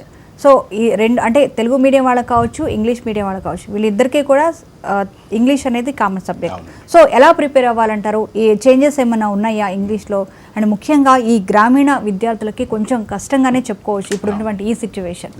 సో ఎలా ఉంటుందంటారు ఇంగ్లీష్ సబ్జెక్ట్కి సంబంధించి? సో మీరు అన్నట్టుగా ఇంగ్లీష్ అనేటటువంటిది లాస్ట్ ఈ CCE model continuous comprehensive evaluation ఎప్పుడైతే స్టార్ట్ అయిందో అప్పటి నుంచి కూడా Telugu medium English medium English అంటే అంతకుముందు వేరుగా ఉండేది. ఇంగ్లీష్ మీడియం పిల్లలకి అనేటటువంటి ఒక English text book, Telugu medium వాళ్ళకి ఇంకొక టెక్స్ట్ బుక్ ఉండి కొంచెం గ్రామర్ లెవెల్స్ అనేటటువంటిది ఇంగ్లీష్ మీడియం పిల్లలకి ఎక్కువగా ఉండేది. బట్ ఈ సిసిఈ మోడల్ స్టార్ట్ అయినప్పటి నుంచి ఏమైందని అంటే తెలుగు ఇంగ్లీష్ మీడియంలోకి ఒకే రకమైనటువంటి ఇంగ్లీష్ టెక్స్ట్ బుక్ రావడంతో సో మీరు అన్నట్టుగా రూరల్ స్టూడెంట్స్ ఎవరైతే ఉన్నారో దట్టు తెలుగు మీడియంలో చదువుతున్నటువంటి స్టూడెంట్స్కు ఇంగ్లీష్ అనేటటువంటిది ఒక కఠినమైన సబ్జెక్ట్గా అయింది. అన్ఫార్చునేట్లీ మార్కుల పర్సంటేజ్ కూడా అంటే ఒక ఎస్ఏ క్వశ్చన్ ఉందనుకోండి, ఒక డిస్క్రిప్ట్ ఒక ఎగ్జామినర్ కరెక్షన్ చేసేటప్పుడు ఒక 10 మార్క్స్ క్వశ్చన్, ఒక 12 మార్క్స్ క్వశ్చన్స్ ఇట్లా ఉన్నప్పుడు ఈ కరెక్షన్ చేసేటటువంటి ఎగ్జామినర్ కూడా ఎంత ఎక్స్ట్రాడినరీగా రాసినా కానీ ఒక 12 మార్క్స్ ఉన్న దగ్గర ఒక 10 8 వేయాలని అనిపిస్తుంది. అంటే అది సైకాలజీ అంతే. 12కు 12 వేయాలని అనేటటువంటిది అందరికీ సాధ్యం కాకపోవచ్చు అది. సో ఇది కొంత ఈ ఇంగ్లీష్లో మాత్రం అంటే ఇంతకుముందు మనం అనుకున్నటువంటి అన్ని సబ్జెక్టులలో హైయెస్ట్ మార్క్స్ ఎంత ఒక క్వశ్చన్కు అని అంటే 8 మార్క్స్, బట్ ఇంగ్లీష్లో మాత్రం 12 మార్క్స్ క్వశ్చన్ ఉంది. కాబట్టి అందరూ దీన్ని చాలా ఉపాధ్యాయులు, చాలా తర్వాత విద్యార్థులు ఇది చాలా గుర్తుంచుకోవాల్సినటువంటి విషయం. సో ఈ ఇంగ్లీష్లో డిలీట్ సిలబస్ అనేటటువంటిది ఓన్లీ లెసన్స్ తీసేసినప్పటికీ క్వశ్చన్ పేపర్ స్ట్రక్చర్లో పేపర్ 1 పేపర్ 2ను రెండు కలిపి ఒకే పేపర్గా మారింది. దీన్ని పార్ట్ ఏ పార్ట్ బిగా డివైడ్ చేసిండ్రు. పార్ట్ ఏ 40 మార్క్స్గా, పార్ట్ బిగా 40 మార్క్స్గా పెట్టుకున్నారు. ఈ పార్ట్ ఏలోకి వచ్చేసేటప్పటికి ఏమైంది అని అంటే ఒక టెక్స్చువల్ బేస్డ్ ప్యాసేజ్ ఇచ్చేస్తున్నాను. నేను ఇంతకుముందు అన్నట్టుగా లాంగ్వేజ్కు ప్యాసేజెస్తో బాగా మార్క్స్ వస్తున్నాయి. సో ఒక టెక్స్చువల్ బేస్డ్ ప్యాసేజ్ ఇస్తుండ్రు. దానికి ఒక 5 క్వశ్చన్స్ ఇచ్చేసి దాని 5 to the 10 మార్క్స్ ఫస్ట్. దాని తర్వాత ఒక అన్సీన్ ప్యాసేజ్ ఇచ్చేస్తున్నారు. ఎందుకంటే ఇంగ్లీష్ లాంగ్వేజ్ కాబట్టి పిల్లవాడికి కాంప్రిహెన్సివ్ స్కిల్స్ ఎట్లున్నాయి, లాంగ్వేజ్ని అర్థం చేసుకుని దాన్ని ఎక్స్ప్రెస్ చేసేటటువంటి కెపాసిటీ ఎంత ఉందనేటటువంటి దాని గురించి అని చెప్పి ఒక 5 మార్క్స్ని ఒక 10 మార్క్స్ పెట్టారు దానికి. ఇవి 20 మార్క్స్ అయిపోయిన తర్వాత రిమైనింగ్ 20 చాలా కీలకం. దయచేసి ఉపాధ్యాయులందరూ కూడా ఈ యాంగిల్లో బాగా కృషి చేయాల్సినటువంటి అవసరం ఉందని నేను అనుకుంటున్నాను. ఏవైతే ఇంతకుముందు మీరు అనుకున్నటువంటి ఇంగ్లీష్లో major discourses and minor discourses, creative questions ఏవైతే ఉన్నాయో, అంటే మనకు ఇంతకుముందు ఒక క్రియేటివ్ సెక్షన్ అనేటటువంటిది ఉండేది. అంటే అందులోపల పేపర్ 1లోనేమో మనం టెక్స్చువల్ బేస్డ్ క్రియేటివ్ క్వశ్చన్స్ ఉండేవి, పేపర్ 2లో జనరల్ క్రియేటివ్ క్వశ్చన్స్ ఉండేవి. అంటే ఒక ఇంటర్వ్యూకు క్వశ్చనియర్ తయారు చేయడం ఎట్లా, లేదా ఒక లెటర్ రాయడం ఎట్లా, ఒక రిపోర్ట్ ఒక పోలీస్ స్టేషన్ కానీ ఒక లెటర్ రాయడం, లేదా ఒక ఫాదర్కో ఫ్రెండ్కో రాసేటటువంటి లెటర్స్ ఎట్లా ఉంటాయి, ఒక స్పీచ్ ఎట్లా తయారు చేసుకోవాలి, ఒక ఎస్సే ఎట్లా రాయాలి, ఇవన్నిటిని కూడా మేజర్ డిస్కోర్సెస్ అని అంటాం. సో ఈ మేజర్ డిస్కోర్సెస్ అన్నీ కూడా పేపర్ 1కు ఏమో టెక్స్చువల్ బేస్డ్గా ఉండేది, పేపర్ 2కి ఏమో జనరల్గా ఉండేవి. ఇవన్నిటిని కలిపి క్వశ్చన్ నెంబర్ 11గా పెట్టారు. దీనికి 12 మార్క్స్ ఉన్నాయి. సో ఇక్కడ అతి ముఖ్యంగా గుర్తుంచుకోవాల్సినటువంటిది ఇంటర్నల్ చాయిస్ను ఉపయోగించుకోవాలి. టెక్స్చువల్ బేస్డ్ మేజర్ డిస్కోర్స్ ఒకటి వస్తుంది, జనరల్ డిస్కోర్స్ అనేటటువంటిది ఒకటి వస్తుంది. సో స్టూడెంట్ జనరల్ డిస్కోర్స్ అన్న అటెంప్ట్ చేయొచ్చు, లేదా textual based major discourse question అయినా అటెంప్ట్ చేయొచ్చు. దీనికి 12 మార్క్స్ ఉంటున్నాయి. కాబట్టి మీరు ఎంత బాగా ఒక లెటర్ రాసే స్కిల్ పెంచుకుంటే, మీరు ఎంత ఒక ఇంటర్వ్యూ, మీరు ఒక సచిన్ టెండూల్కర్ మీ స్కూల్ను విజిట్ చేస్తున్నాడు, మీరు ఏమేమి క్వశ్చన్స్ అడగబోతున్నారు, ఒక క్వశ్చన్స్ రాయమని అని అంటున్నాడు. సో ఒక జర్నీ లెసన్ ఉంది. సో ఆ జర్నీ లెసన్కి సంబంధించినటువంటి నీ ఫీలింగ్స్ ఎట్లా ఉన్నాయో ఒక ఎస్సే రాగా రాయండి అని అన్నాను. సో అదన్నా నేర్చుకో, ఇదన్నా నేర్చుకో, కానీ దీనికి 12 మార్క్స్ ఉన్నాయి. సో లెటర్ రైటింగ్ కానీ, లేకపోతే ఇంకా ఎస్సే రాయడం కానీ, ఒక స్పీచ్ ఇవ్వడం కానీ, ఇలాంటి స్కిల్స్ అన్నింటికి 12 మార్క్స్ క్వశ్చన్ ఇది. అంటే ఇక్కడ ప్రైవేటు స్కూల్స్తో గవర్నమెంట్ స్కూల్స్ పోటీ పడగలవంటారా? తప్పనిసరిగా అండి. ఇప్పుడు ఏమైందంటే ఇది ఒక్కరోజు ఈ రోజే రాలేదు, ఇది చేంజ్ ఆల్రెడీ 10 సంవత్సరాల క్రితమే సిసిఈ మోడల్ వచ్చింది. కాబట్టి అప్పటి నుంచి పిల్లలు 6th నుంచి ఈ డిస్కోర్సెస్ అనేది ఏదైతే మనం ఇప్పుడు చెప్పినామో ఇవన్నీ కూడా అవి మొదటి నుంచి 6వ తరగతి నుంచి రాస్తున్నాడు పిల్లవాడు, 6th క్లాస్ నుంచి తెలుగు మీడియం ఇంగ్లీష్ మీడియం పిల్లలు. సో ఇది 12th క్వశ్చన్ మేజర్ డిస్కోర్స్ అని. ఇంకొక క్వశ్చన్ ఏముందని అంటే 12th క్వశ్చన్ కింద మైనర్ డిస్కోర్స్. అంటే ఒక స్టూడెంట్ ఒక నోటీస్ ఎట్లా రాయాలి, ఒక మెసేజ్ ఎట్లా రాయాలి, తర్వాత ఒక పోస్టర్ ఎట్లా ప్రిపేర్ చేయాలి, ఇలాంటి క్వశ్చన్కి సంబంధించి అక్కడ 8 మార్క్స్ ఉన్నాయి. కాబట్టి 8 + 12 20 మార్క్స్ ఉన్నాయి. నిజానికి ఇక్కడే విద్యార్థి పాస్ అయిపోయేటటువంటి అవకాశం ఉంది. సో రిమైనింగ్ ఫార్మల్ గ్రామర్ అంతా కూడా, అంటే ఏదైతే గ్రామర్ క్వశ్చన్స్ మనం అనుకుంటున్నామో, అంటే డైరెక్ట్ ఇండైరెక్ట్ స్పీచ్ అనుకోండి, లేకపోతే ఎర్రర్ కరెక్షన్స్ అనుకోండి, చూస్ ద రైట్ వర్డ్ అని అనుకోండి, మిగిలిన ఫార్మల్ గ్రామర్ అంతా కూడా మిగిలిన 40 మార్కుల కోసం పెట్టిండ్రు. కాబట్టి పిల్లవాడు ఇంగ్లీష్లో మార్కుల సంఖ్య ఎక్కువ ఉన్నా కానీ స్కోరింగ్ కూడా బాగా చేసుకోవచ్చు, ఎక్కువ ప్రాక్టీస్ జరిగితే. రైట్, నిరంజన్ గారు, మనం ఇంగ్లీష్ గురించి మాట్లాడుకుంటున్నాం. ముఖ్యంగా ఇంగ్లీష్లో దేని మీద ఎక్కువగా ఫోకస్ పెట్టాలంటారు? పోయమ్స్కి ఎక్కువ కష్టపడాల్సి ఉంటుందా? ఈసారి పోయమ్స్కి ఎలాంటి మార్క్స్ ఇవ్వచ్చు అంటారు? ఇంగ్లీష్లో అంటే పోయమ్స్ కంటే ఈసారి టెక్స్చువల్ పోయమ్స్ కొంత ప్రాధాన్యత తగ్గినట్టే అని చెప్పొచ్చు ఇప్పుడు మారినటువంటి సిస్టమ్ ప్రకారంగా అయితే. ఇంతకుముందు అనుకున్నట్టుగా క్వశ్చన్ పేపర్లో పార్ట్ ఏ పార్ట్ బిలలో పార్ట్ ఏలో అన్సీన్ ప్యాసేజెస్ అనేటటువంటిది ఒకటి, తర్వాత టెక్స్చువల్ ప్యాసేజ్ ఏదో ఒక లెసన్ నుంచి ఒక ప్యాసేజ్ ఇస్తారు. సో అక్కడే స్టూడెంట్ 20 మార్కులు స్కోర్ చేసుకునేటటువంటి అవకాశం ఉంది. అయితే మనం ఇది గుర్తుంచుకోవాల్సింది ఏంటంటే ఇంగ్లీష్ సబ్జెక్ట్ ఇది. అంటే ఒక స్టూడెంట్ 10th క్లాస్ కంప్లీట్ అయిపోతుంది కాబట్టి ఇంగ్లీష్ లాంగ్వేజ్ స్కిల్స్ని టెస్ట్ చేయడం గురించి అని చెప్పి ఇందులో ఆల్మోస్ట్ నా ఉద్దేశం ప్రకారంగా అయితే ఒక సుమారుగా 60 మార్కులు స్టూడెంట్కి ఎంత ఇంగ్లీష్ వస్తుంది అన్న విధంగానే ఈ క్వశ్చన్ పేపర్ అంతా కూడా ఫ్రేమ్ చేయబడింది అనిపించింది నాకు. సో ఎందుకనంటే మేజర్ డిస్కోర్స్ మైనర్ డిస్కోర్స్ అనేటటువంటిది 20 మార్క్స్ పెట్టిండ్రు అక్కడ.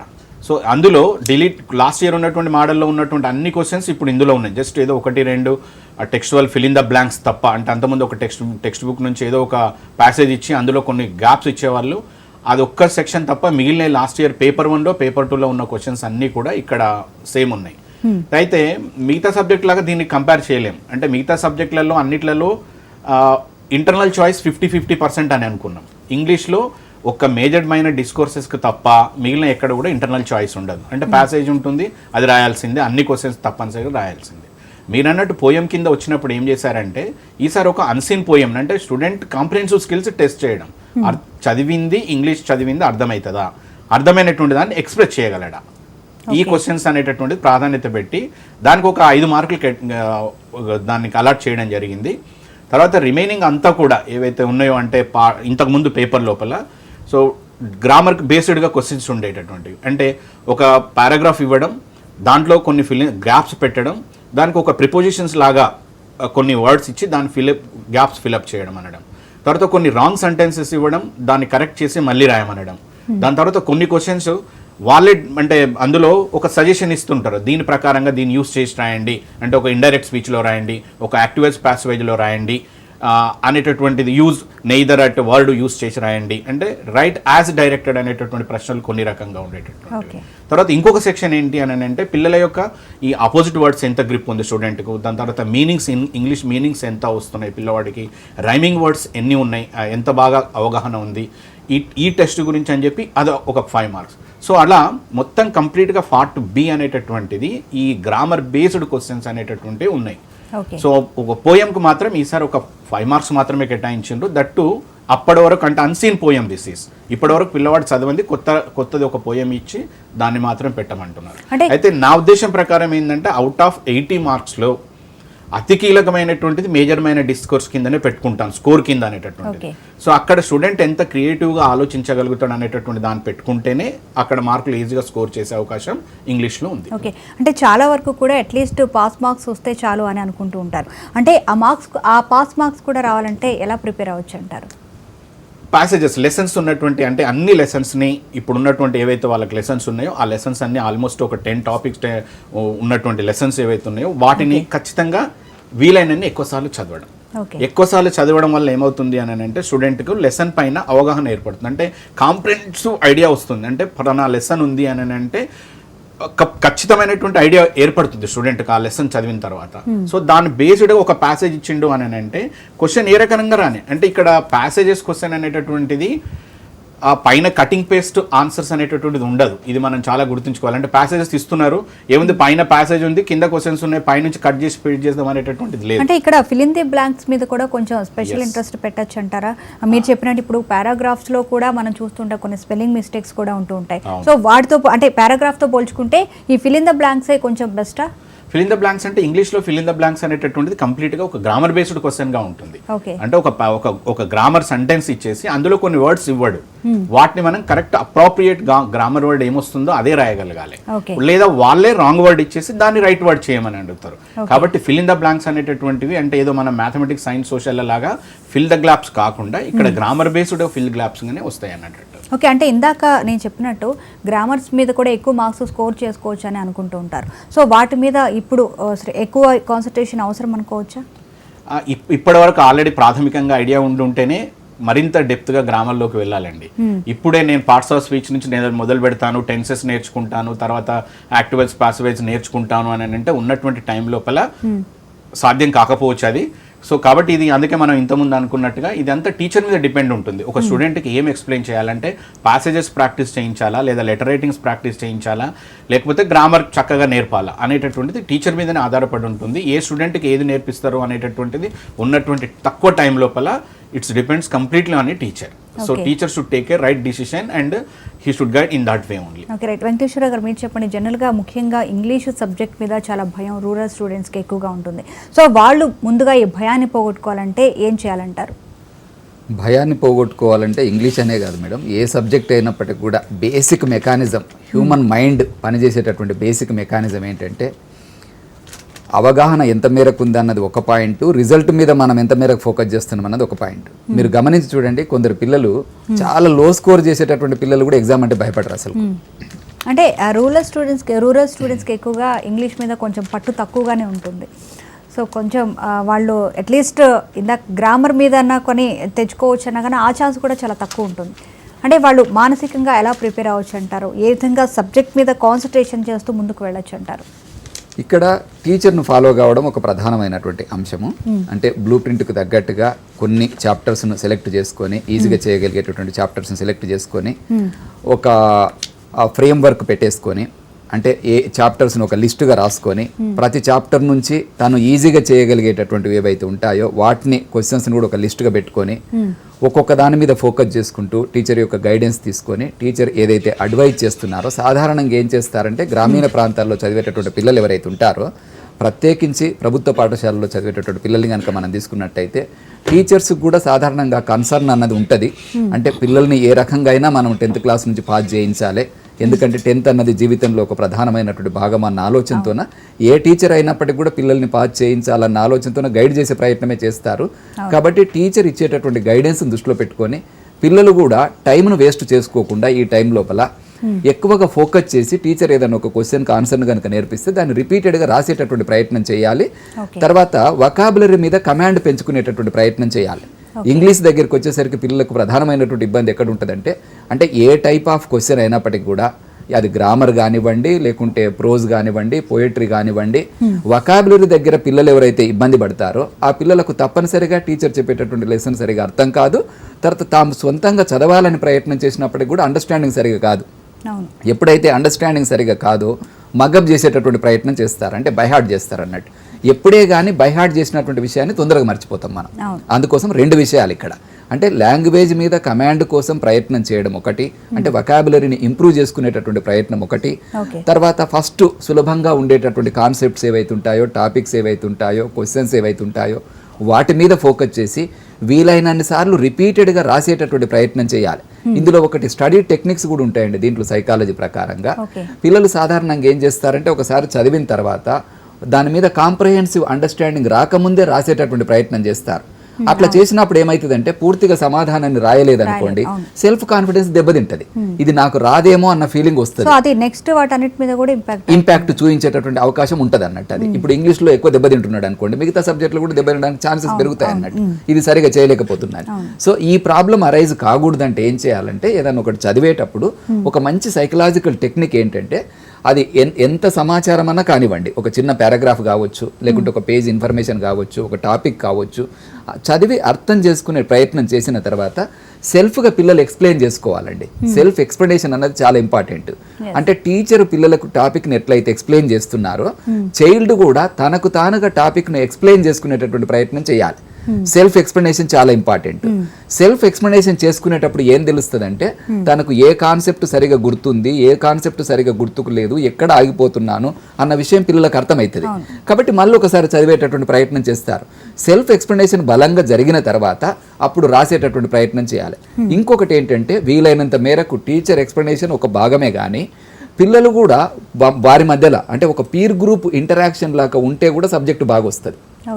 ప్రత్యేకించి ఇబ్బంది పడేటటువంటి సబ్జెక్టులు ఏవైతే ఉన్నాయో, ఇంగ్లీష్ కావచ్చు, లేకుంటే మ్యాథ్స్ కావచ్చు, ఫిజిక్స్ కావచ్చు, ఇలాంటి సబ్జెక్టులలో పిల్లలు ఏం చేయాలంటే ఒక 5-6 మంది ఒక గ్రూప్గా ఫామ్ అయ్యి వారికి వారు ఎక్స్ప్లెయిన్ చేసుకునే ప్రయత్నం చేసిండ్రు అంటే అనుకోండి. ముఖ్యంగా ఇందాక మీరు చెప్పినట్టు బై హార్ట్ విషయానికి వస్తే ఎక్కువగా కూడా అన్ని సబ్జెక్టుల్లో చేస్తుంటారు. ప్రధానంగా సోషల్లో ఎక్కువగా ఈ బై హార్ట్ అనేది మనం చూస్తుంటాం. అంటే ఎలా అంటే దానివల్ల ఏమన్నా ప్రాబ్లం ఉంటుందంటారా? బై హార్ట్ వల్ల తప్పనిసరిగా సమస్య ఉంటుందండి. మీరు గమనించి చూడండి, డే టు డే లైఫ్లో చిన్న పిల్లల్ని కనుక చూస్తే మీరు ఏదైనా టేబుల్స్ అడిగారు అనుకోండి, 7 8 ఎంత అని అడిగిండ్రు అనుకోండి, బై హార్ట్ చేసిన పిల్లలు అయితే ఏం చేస్తారంటే 7 8 డైరెక్ట్ అడిగితే చెప్పలేరు కాబట్టి 1 నుంచి వస్తారు. అంటే కొంచెం హిస్టారికల్ గా ఈ ప్రాబ్లం ఎక్కువ ఉంటుంది. సోషల్ స్టడీస్ లోపల ఎక్కువ ఉండడానికి కారణం ఏంటంటే పాయింట్స్ కూడా ఎక్కువ ఉంటాయండి. సోషల్ స్టడీస్ లోపల ఇన్ఫర్మేషన్ అనేటటువంటిది ఎక్కువ ఉంటుంది సాధారణంగా. ఇవి 10th క్లాస్ లాంటి కొంచెం హైయర్ క్లాస్కి పోయినప్పుడు ఇన్ఫర్మేషన్ లోడ్ అన్నది ఎక్కువ ఉంటుంది కాబట్టి అర్థం చేసుకోకుండా బైహార్ట్ చేసే ప్రయత్నం చేసిండ్రు అనుకోండి, ఎగ్జామినేషన్ అన్నప్పుడు సాధారణంగా పిల్లల నేచర్ ఏంటంటే హ్యూమన్ నేచరే. మనల్ని ఎవరన్నా ఎగ్జామినేషన్ చేస్తున్నారు అని చెప్పేసి అన్నప్పుడు ఒక రకమైనటువంటి ఇంటర్నల్ డిస్టర్బెన్స్ అన్నది వస్తుందండి. అంటే పిల్లలు కూడా ఎగ్జామినేషన్ కూర్చున్నప్పుడు సాధారణంగా ఏమవుతుందంటే ఎమోషనల్గా కొంత డిస్టర్బెన్స్ ఉండేటటువంటి అవకాశం ఉంటుంది. ఎప్పుడైతే అర్థం చేసుకోకుండా బైహార్ట్ చేసినరో ఎమోషనల్గా డిస్టర్బ్ ఉన్నప్పుడు ఈ బైహార్ట్ చేసిన ఇన్ఫర్మేషన్ మధ్యలో ఆగిపోయింది అనుకోండి, ఎక్కడ ఉన్న దగ్గర ఇంకా సరిగా గుర్తుకు రాదన్నట్టు. అంటే ఇది హిస్టరీ చదివేటప్పుడు ఎలా చదివి గుర్తుపెట్టుకోవాలంటే అంటే ఒకదానికోటి రిలేట్ చేసుకోవాలండి ఇక్కడ. అంటే ఇప్పుడు ఏదైనా ఒక ఇన్సిడెంట్ ఏ సంవత్సరంలో జరిగింది అనేది ఉందనుకోండి, ఆ సంవత్సరాన్ని ఇయర్ను గుర్తుంచుకునేటప్పుడు దానికి రిలేటెడ్ ఇన్ఫర్మేషన్తో కనెక్ట్ చేసుకునేటటువంటి ప్రయత్నం కనుక చేసినట్లయితే సులభంగా గుర్తుంటుంది అన్నట్టు. ఒక రకంగా చెప్పాలంటే సైకాలజీ ప్రకారం లెర్నింగ్ అంటే ఏంటంటే connecting the unknown to the known అంటాం. అంటే కొత్తది ఏదన్నా మనం నేర్చుకుంటున్నప్పుడు అంతవరకు మనకు తెలిసిన దానితో అనుసంధానం చేసినాం అనుకోండి, ఒక చైన్ లాగా కనెక్ట్ చేసినాం అనుకోండి, ఈజీగా గుర్తుంటుంది. ఈ రకంగా పిల్లలు ప్రయత్నం ఏం చేయాలంటే మీరు అడిగిన దానికి వీలైనన్ని అనుసంధానాలు చేసుకున్నారు అనుకోండి, అంటే ఈ కనెక్షన్స్ ఫామ్ చేసుకున్నారు అనుకోండి పాయింట్స్ మధ్యలో, ఎగ్జామినేషన్ హాల్లో గుర్తుకు రావడం అనేటటువంటి సులభం అవుతుంది అన్నట్టు. ఇప్పుడు ఏదైనా ఒక రూమ్ లోకి మనం ప్రవేశించాలంటే ఒకటే డోర్ ఉంది అనుకోండి, ఆ డోర్ క్లోజ్ అయితే ఇబ్బంది అవుతుంది మనకు. ఒక 4 డోర్స్ ఉన్నాయి అనుకోండి, ఏ డోర్ కన్వీనియంట్ అయితే ఆ డోర్ లో నుంచి ఎంటర్ అవుతాం. అంటే ఇన్ఫర్మేషన్ మనకు గుర్తుకు వచ్చేటప్పుడు కూడా మన బ్రెయిన్ ఎట్లా పనిచేస్తుంది అంటే ఎక్కువ ఇంటర్ కనెక్షన్స్ ఉన్నటువంటి ఇన్ఫర్మేషన్ చాలా బాగా గుర్తుకొస్తుంది అన్నట్టు. కాబట్టి పిల్లలు సెల్ఫ్ రిఫ్లెక్షన్ చేసుకోవాలి ఇన్ఫర్మేషన్. అంటే ఇక్కడ మెయిన్ స్టూడెంట్స్కి వచ్చేది ఏంటంటే చదివేటప్పుడు బాగానే ఉంటుంది, ఆ టైంలో గుర్తు కూడా ఉన్నట్లు అనిపిస్తుంది, బట్ ఎగ్జామ్ హాల్కి వెళ్ళేటప్పుడు మాత్రం అది స్ట్రైక్ అవ్వదు. అండ్ ఇంకోటి ఏంటంటే హిస్టరీ విషయానికి వస్తే అంతా ఒకలానే ఉంటుంది. ఆ సంవత్సరంలోనే చాలా ఉంటాయి, ఆ సంవత్సరంలోనే చాలా హిస్టరీలు కూడా మనం చూస్తూ ఉంటాము, దగ్గర ఇయర్స్ ఉంటాయి. అంటే వీటికి ఏమన్నా ట్రిక్స్ లాంటివి ఏమన్నా ఫాలో అంటే ఇప్పుడు ఏం చేయాలంటే అండి, ఇక్కడ ఇప్పుడు ఇంకా ఫ్యూ మంత్స్ టైం ఉంది ఎగ్జామినేషన్కు, ఇంకో వారం రోజుల్లో ఎగ్జామినేషన్ జరగట్లేదు 10th క్లాస్ ఎగ్జామ్స్, టైం ఉంది కాబట్టి ఇప్పుడు ఏం చేయాలంటే ఇందాక మీరు అన్న దాంట్లో ఎంబడే చెక్ చేసుకుంటే వచ్చినట్టు అనిపిస్తుంది. దీన్ని ఏమని పిలుస్తారంటే సైకాలజీ ప్రకారం ఇది ఒక ఇల్యూజన్ అండి, భ్రమ. వచ్చింది అనిపిస్తుంది స్టూడెంట్కి కానీ వాస్తవానికి రాదు అన్నట్టు. అందుకోసము మెమరీకి బెస్ట్ టెస్ట్ ఏంటంటే ఇమీడియట్గా చెక్ చేసుకోవడం కాదు. ఈ రోజు ఒక లెసన్ చదివినరు, చెక్ చేసుకుంటే వచ్చింది అనిపిస్తుంది, ఒక వారం ఆగిన తర్వాత వస్తుందేమో చూడాలి. అంటే ఒక గ్యాప్ ఎక్కువ తీసుకోవాలన్నట్టు. అంటే ఈ గ్యాప్ ఎక్కువ తీసుకొని గుర్తుకు చేసుకునేటటువంటి ప్రయత్నం కనుక చేసినట్లయితే మెమరీ అనేది బాగా కన్సాలిడేట్ అవుతుంది అన్నట్టు. అప్పుడు ఎగ్జామినేషన్ హాల్లో మర్చిపోయే ఛాన్స్ అనేటటువంటిది ఉండదు. తర్వాత ఇంటర్ రిలేషన్స్ కోసం ప్రయత్నం చేయాలి, ఒకటి బైహార్ట్ చేయడాన్ని తగ్గించేటటువంటి ప్రయత్నం చేయాలి. అంటే తప్పనిసరి పరిస్థితులలో అయితే మాత్రమే బైహార్ట్కి వెళ్ళాలి చైల్డ్ అన్నట్టు. సాధ్యమైనంత వరకు అండర్స్టాండ్ చేసుకోవడానికి కనుక ప్రయత్నం చేస్తే మరుపు అనేటటువంటి తగ్గుతుంది ఎగ్జామినేషన్ హాల్లో. ప్రాక్టీస్ ఎంతగా పెంచితే ఈ ప్రెషర్ అనేటటువంటిది, టెన్షన్ అనేటటువంటిది ఎగ్జామినేషన్ హాల్లో తక్కువ అవుతుంది. కాబట్టి అంటే మనము చదివేటప్పుడు స్టూడెంట్ ఎంత పీస్ ఆఫ్ మైండ్తో చదువుతాడో ఎగ్జామినేషన్ హాల్లో కూడా అదే పీస్ ఆఫ్ మైండ్ను కనుక మెయింటైన్ చేసినట్లయితే మెమరీ రీకలెక్షన్ అనేది బాగా జరుగుతుంది అన్నట్టు. అంటే మన mind basic mechanism memory processing ఎట్లా జరుగుతుంది అంటే మనం నేర్చుకున్నప్పుడు మెంటల్ స్టేటస్ ఎట్లయితే ఉంటుందో గుర్తుకు తెచ్చుకునేటప్పుడు కూడా అదే మెంటల్ స్టేటస్ అనుకున్నట్లయితే మరుపు తక్కువ ఉంటుంది, ఫర్గెటింగ్ తక్కువ ఉంటుంది. అట్లా కాకుండా నేర్చుకున్నప్పుడేమో ఒక పీస్ ఆఫ్ మైండ్ ఉంది, ప్రశాంతత ఉంది, రాసేటప్పుడేమో ఒక రకమైన యాంగ్జైటీ ఉంది, ప్రెజర్ ఉంది అనుకోండి, సరిగా గుర్తుకు రాదన్నట్టు. అందుకే మీరు పిల్లల్ని గమనించి చూడండి, ఎగ్జామినేషన్ హాల్ నుంచి బయటకు వచ్చిన తర్వాత ఆన్సర్స్ గుర్తుకొస్తాయి, హాల్లో రాకుండా. ఇది జరగకూడదు అని చెప్పేసి అంటే నేను ఇందాక చెప్పినట్టుగా రిఫ్లెక్షన్ చేసుకోవాలి, పీర్ గ్రూప్తో డిస్కషన్ జరగాలి, వీలైనంత ప్రాక్టీస్ జరగాలి, గుర్తుకు తెచ్చుకునేటప్పుడు టైం గ్యాప్ తీసుకోవాలి. ఇవన్నీ కనుక చేసినట్లయితే ఈ ప్రాబ్లం నుంచి బయటపడొచ్చండి. Okay, right. నిరంజన్ గారు మీరు చెప్పండి, చరిత్రను బట్టి చదవకుండా ఉండాలి, దానికి ఏ విధంగా స్టూడెంట్స్ ప్రిపేర్ అవ్వాలి, అండ్ అలానే తల్లిదండ్రుల జాగ్రత్త ఎంతవరకు ఉండాలంటారు? అంటే సోషల్ స్టడీస్లో చరిత్రకు సంబంధించినటువంటి అంశాలే అనుకోండి, అసలు సోషల్ స్టడీస్ చదివేటప్పుడు తల్లిదండ్రులు అనేటటువంటిది ఓన్లీ ఎక్స్టర్నల్ సపోర్ట్ మాత్రమేనండి. వాళ్ళు ఏదైనా సబ్జెక్ట్ డౌట్స్ వస్తే తీర్చేటటువంటి స్థితిలో లేకపోయినా కానీ సోషల్ అంటే ఖచ్చితంగా మన నిత్య జీవితంలో ఉపయోగపడేటువంటి సబ్జెక్టే, మన నిత్య జీవితంలో భాగంగానే ఉంది. కంపల్సరీగా మనం ఆ చరిత్ర నుంచి ఇవాళ ఈ స్థితిలో ఉన్నాము అని అంటే ఆ చరిత్ర ఆధారంగానే నాగరికత అంతా రూపొందించబడింది అనేటటువంటి చెప్పగలిగేటటువంటి స్థితి ఇవ్వగలిగితే సరిపోతుంది. అయితే స్టూడెంట్స్ మాత్రం దాంట్లో అంటే చరిత్ర నేర్చుకోవాల్సినటువంటి విషయాల్లో సారన్నటువంటి కొన్ని టెక్నిక్ పాయింట్స్తో గుర్తుంచుకునేటటువంటిది పిల్లలు ఏ స్టూడెంట్కి ఆ స్టూడెంట్ ఓన్ స్టైల్ ఉండాల్సిన అవసరం ఉంటుందని నేను అనుకుంటున్నాను. సో ఇప్పుడు ఒక 10th క్లాస్ విషయానికి వస్తే ఫస్ట్ వరల్డ్ వార్ ఉంది, సెకండ్ వరల్డ్ వార్ ఉంది.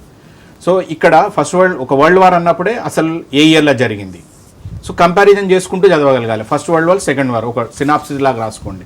First world war, second world ఇదే ఇయర్లలో జరిగింది, అదే ఇయర్లో జరిగింది. తర్వాత నెక్స్ట్ క్వశ్చన్కి వచ్చేసింది అని అంటే దాని సెకండ్ పాయింట్ కింద ఏ కంట్రీస్ పార్టిసిపేట్ చేసినాయి, యాక్చువల్గా తక్షణ కారణం ఏంది అంటే ఇమీడియట్ కాజ్ అయింది అంటే ఫస్ట్ వరల్డ్ వార్ కారణం ఇమీడియట్ కాజ్ అయింది, సెకండ్ వరల్డ్ వార్కి ఇమీడియట్ కాజ్ అయింది. సో ఈ విధంగా కంపారిజన్ చేసుకుంటూ చదవగలిగిండు అని అంటే కంపల్సరీ వస్తాయి. లేదంటే ఏమైనా కాంటెంపరీ ఇష్యూస్ వచ్చేసినాయి, కాంటెంపరీ ఇష్యూ వచ్చింది అని అంటే ఈవెన్ మన తెలంగాణ మూవ్మెంట్ అని అనుకోండి, ఇంతకుముందు వచ్చినటువంటి అస్సాంలో వచ్చినటువంటి ఉద్యమాలు అనుకోండి, పంజాబ్లో వచ్చినటువంటి ఖలిస్తాన్ ఉద్యమాలు అని అనుకోండి, ఇవన్నీ కూడా ఇప్పుడు ప్రజెంట్గా 10th క్లాస్లో ఉన్నటువంటి సిలబస్లో ఉన్నటువంటి ప్రశ్నలు ఇవన్నీ కూడా. సో ఇవన్నీ ఏంది, ఎందుకు వచ్చినాయి ఇవన్నిట్లలో కూడా అసలు అస్సాంలో రెవల్యూషన్ రావడానికి కారణాలు ఏంది, తెలంగాణకు వచ్చినది. తెలంగాణలో ఏమైపోయింది, నీళ్లు నిధులు నియామకాలు అనేటువంటిది బేసిక్ పాయింట్. అక్కడ అస్సాంలో ఎందుకు జరిగింది అనేటటువంటిది వస్తే అక్కడ నుంచి వెస్ట్ బెంగాల్ తర్వాత బంగ్లాదేశ్ నుంచి వచ్చినటువంటి వ్యక్తులు అందరూ కూడా అక్కడ కాఫీ టీ గార్డెన్స్ అన్ని పెంచుకొని లోకల్ పీపుల్కు వాళ్ళకి అక్కడ ఇంపార్టెన్స్ లేకుండా చేసిండ్రు. సో ఇక్కడ ఒక కంపారిజన్ వచ్చింది చూడండి, తెలంగాణలో ఆంధ్ర పీపుల్తో అన్యాయం జరిగింది అనేటటువంటి దానిలో అక్కడ వెస్ట్ బెంగాల్ మరియు ఇతర బంగ్లాదేశ్ నుంచి వచ్చినటువంటి ప్రజలతో నష్టం జరిగిందని అక్కడ లోకల్ పీపుల్ రెవల్యూషన్ తెచ్చిండ్రు, అదే అస్సాం ఉద్యమం లాగా మారింది. ఇక్కడ కూడా మాకు నీళ్లు నిధులు రావాలని చెప్పేసి ఇక్కడ వచ్చింది అన్నట్టు. ఇవి రెండు 10th క్లాస్ ఉన్నటువంటి టాపిక్స్. సో నేను ఇలాంటి టాపిక్స్ ఏవైతే ఉన్నాయో 10th క్లాస్లో పిల్లలు కంపారిజన్ బేస్డ్గా చదివినరు అని అనుకోండి, బాగా గుర్తుండేటటువంటి అవకాశాలు అనేటటువంటి ఉంటాయి. ఓకే, అయితే ముఖ్యంగా మ్యాథ్స్ కావచ్చు, ఇంగ్లీష్ కావచ్చు, ఈ రెండు సబ్జెక్టులో పాస్ మార్క్స్ వస్తే చాలు, ఎక్కువ మార్క్స్ గెయిన్ చేయాలంటే సోషల్ మీద కాన్సన్ట్రేషన్ చేస్తే సరిపోతుందని అనుకుంటూ ఉంటారు. అంటే ముఖ్యంగా అలా అంటే ఎక్కువ మార్క్స్ కావాలంటే సోషల్ మీద ఖచ్చితంగా కాన్సన్ట్రేషన్ అవసరం ఉందా? ఎలాంటి మార్క్స్ అంటే ఎన్ని మార్క్స్ వస్తాయి, ఎలాంటి క్వశ్చన్స్ వస్తాయి అని ఎక్స్పెక్ట్ చేయొచ్చు? సో సోషల్ నిజంగా కూడా చాలా సంవత్సరాల నుంచి కూడా బాగా స్కోరింగ్ సబ్జెక్ట్ అయింది ఇప్పుడు.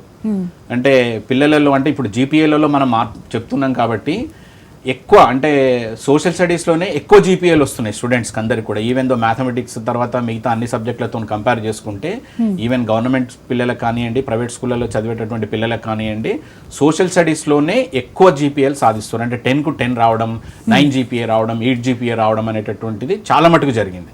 అంటే సబ్జెక్ట్ ఓ రకంగా ఈజీ అయిపోయింది. అంటే 10th క్లాస్కి సంబంధించినటువంటి సోషల్ స్టడీస్ అనేటటువంటిది చాలా ఈజీ చేసిండ్రు అనుకోవాలి మనం. అంతకుముందు దీని అంటే ఒక 4 భాగాలుగా ఉండేది సిసి కన్నా ముందల. జాగ్రఫీ అని, హిస్టరీ అని, సివిక్స్ అని, ఎకనామిక్స్ అనేటటువంటిది ఉంది. ఇప్పుడు అలా ఏం కాకుండా అంటే బ్రాడ్గా అన్ని కలుపుకొని ఒకటే రకంగా ఒక సోషల్ టెక్స్ట్ బుక్గానే తీసుకొని వచ్చింది. అది ఇందులో కాంటెంపరీ ఇష్యూస్ అనేటటువంటిది చాలా ఎక్కువ ఇంపార్టెన్స్ ఇచ్చారు. అఫ్ కోర్స్ అన్నీ అంటే గ్రాడ్యువల్గా 6th ఒక world history, 6th 7th world హిస్టరీసే, తర్వాత తెలంగాణ హిస్టరీ అట్లా గ్రాడ్యువల్గా పెరుగుకుంటూ వచ్చినాయి.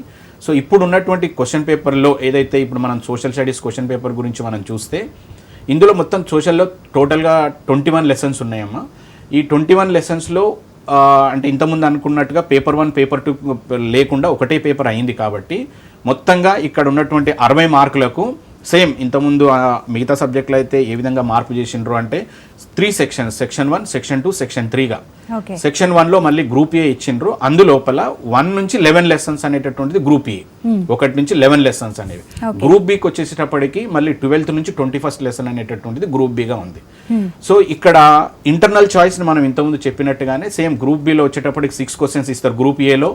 మళ్ళీ స్టూడెంట్ 3కి ఆన్సర్ రాయాలి. మళ్ళీ గ్రూప్ బిలో కూడా 6 ఇస్తే 3 రాయాలి. మళ్ళీ సెక్షన్ 2లోకి వచ్చేటప్పటికి 8 క్వశ్చన్స్ ఇస్తే ఓన్లీ 4 రాయాలి. సేమ్ సెక్షన్ 3లో కూడా 3 అంటే 2 ఆన్సర్సే రాయాలి. 50% ఛాన్సెస్ ఉన్నాయి. ఇందులో కూడా చాలా ఈజీ క్వశ్చన్స్. ఎందుకు స్కోర్ పెరిగింది? క్వశ్చన్ అడుగుతున్నాడు, draw the Telangana outline. Just Telangana shape draw చేసుకుంటే చాలు. బౌండరీ స్టేట్స్ మార్క్ చేయమంటున్నాడు. ఎందుకు? స్టూడెంట్కు ఈ తెలంగాణ స్టేట్ మీద అవగాహన ఏర్పడాలి. దాని తర్వాత ఇప్పుడున్నటువంటి ఈ న్యూ ప్యాటర్న్కి వచ్చేసేటప్పటికి India map and world map అంటే స్కోరింగ్లో నాకు అనిపించింది ఈ అన్ని 7 సబ్జెక్ట్స్ను నేను ఒకసారి స్టడీ చేసిన తర్వాత ఈ సంవత్సరం కూడా చాలా మంది విద్యార్థులు ద బెస్ట్ మార్క్స్ తీసుకునేది సోషల్ స్టడీస్లోనే అని. ఓకే. సో ఎందుకంటే ఇక్కడ మ్యాప్ పాయింటింగ్ అనేటటువంటిది కూడా పిల్లలకు చాలా ఎక్కువ ఉపయోగపడేటటువంటి ప్రశ్న. ఇంతకుముందు ఎట్లా ఉండాలంటే ఇంటర్నల్ చాయిస్లో ఇండియా మ్యాప్, వరల్డ్ మ్యాప్ ఒకటే సెక్షన్లో ఉండేది, ఖచ్చితంగా అదే కానీ ఇది కానీ చేయాల్సినట్టు వచ్చేది. అయితే ఇప్పుడు పిల్లలకు స్కోరింగ్కి ఉపయోగపడే విధంగా ఎట్లా వచ్చింది అని అంటే సెక్షన్ 3లో 8 మార్కులకు మ్యాప్ పాయింటింగ్ క్వశ్చన్ అడుగుతున్నారు. సెక్షన్ 3లో గ్రూప్ ఏలో ఇండియా మ్యాప్ అడుగుతున్నారు, గ్రూప్ బిలో వరల్డ్ మ్యాప్ అడుగుతున్నారు. సో చాలా మంది విద్యార్థులు మ్యాప్ పాయింటింగ్లో ఈజీ వేలో మార్క్స్ స్కోర్ చేసుకుంటారు. సో దాన్ని కూడా ఈజీ స్కోర్ చేయడానికి ఇది ఒక మెయిన్ కారణం అయిపోయింది. ఓకే. సో అంటే ఇక్కడ ఇంకొక క్వశ్చన్, యాక్చువల్గా హిస్టరీ విషయానికి వస్తే ఒక్క ఇయర్లో ఎన్నో ఇన్సిడెంట్ జరుగుంటాయి. రైట్. సో ఆ ఆన్సర్లో ఒక ఇయర్ మిస్టేక్ వేసినా కంప్లీటెడ్ ఆన్సర్ మొత్తం మిస్టేక్ అయ్యే ఛాన్సెస్ ఎక్కువగా ఉంటుంది. అంటే అలా కాకుండా ఎలాంటి కేర్ తీసుకోవాలంటారు? సో అంటే యాక్చువల్గా అయితే మరీ అంత ఇయర్ను మెన్షన్ చేసుకునేటటువంటి సిచ్యుయేషన్లలో ఉన్నటువంటి క్వశ్చన్స్ అయితే ఇప్పుడు రావట్లేదు. అయితే ఇంకొక ముఖ్యమైన విషయం ఏంటంటే అందరూ స్టూడెంట్స్ గుర్తుంచుకోవాల్సింది, తల్లిదండ్రులు కూడా గుర్తుంచుకోవాల్సింది, పబ్లిక్ పరీక్షల వాల్యుయేషన్ అనేటటువంటిది వాల్యూ పాయింట్స్ బేస్డ్గా జరుగుతుందండి. ఓకే. వాల్యూ పాయింట్స్ బేస్డ్గా జరగడం అని అంటే ఎగ్జామినర్ ఎవరైతే పేపర్స్ కరెక్షన్ చేయడానికి పోతారో వాళ్ళకు కొన్ని ఇన్స్ట్రక్షన్స్ ఇస్తారు.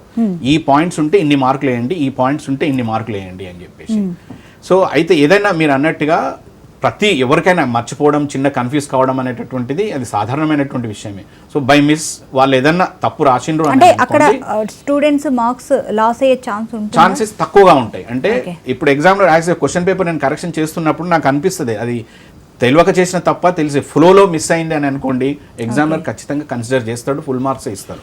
సో మ్యాక్సిమం ఇయర్స్ని ఏంటంటే ఇప్పుడు సార్ అన్నట్టుగా లింక్ పెట్టుకొని చదువుకోవాలి. అంటే ఏదన్నా ఉంది అని అంటే ఈయన బర్త్ ఇయర్కు దానికి ఏదైనా సిమిలారిటీ ఉందా, లేకపోతే అదే ఇయర్లో ఇంకేదైనా మెయిన్ ఈవెంట్ వచ్చిందా, అంటే ఒక ఇండిపెండెన్స్తోనే ఏమైనా సంబంధం ఉందా, లేదా మహాత్మా గాంధీ బర్త్డేతోనే ఏమైనా సంబంధాలు వచ్చేసినాయా, లేదా అంబేద్కర్ దాంతోనే ఏమైనా సంబంధం, ఇట్లా ఎవరితో ఉన్నా ఒక నచ్చినటువంటి ఒక పొలిటికల్ లీడర్ అనుకోండి, ఆ రోజులో ఉన్నటువంటి ఫ్రీడమ్ ఫైటర్స్తోని ఉన్న బర్త్ ఇయర్స్తోని కానీ, లేకపోతే బాగా ప్రతి స్టూడెంట్ కూడా ఒక ఇన్సిడెంట్ అనేటటువంటిది హిస్టరీలో వచ్చిన ఒక ఇన్సిడెంట్, బాగా ఒక జలియన్ వాలాబాగ్ ఇష్యూ ఉంది, ఆ ఇష్యూ మీద బాగా మనసులో ఉండుంటుంది.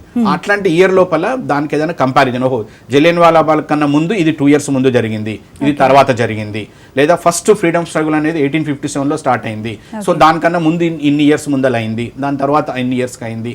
ఈ విధంగా లింకులు పెట్టుకొని చదువుకుంటుంటే ఖచ్చితంగా జరుగుతుంది. తెలంగాణ డిస్ట్రిక్ట్ కి సంబంధించి కూడా క్వశ్చన్స్ వచ్చే ఛాన్స్ ఉందా? అంటే ఇప్పుడు 33 జిల్లాలు దాని మీద కూడా దృష్టి పెట్టాలంటారు. అంటే మోస్ట్లీ ఏమడుగుతున్నారు అని అంటే తెలంగాణ అవుట్లైన్ మ్యాపే ఒక డ్రా చేయమంటున్నారు. మరి 33 డిస్ట్రిక్ట్లను అనేటటువంటిది మ్యాప్ డ్రా చేయమని అంటే అది ఉంది, సిలబస్లో ఉన్నటువంటి ప్రశ్న అయినప్పటికీ తెలంగాణ బౌండరీస్ మార్క్ చేయమనేటటువంటి ఒక ప్రశ్న ఉండొచ్చు, తెలంగాణకు సంబంధించినటువంటి అవుట్లైన్ డ్రా చేయమని ఉంటుంది, లేదా ఇండియా మ్యాప్ అవుట్లైన్ డ్రా చేయమని ఉంటుంది.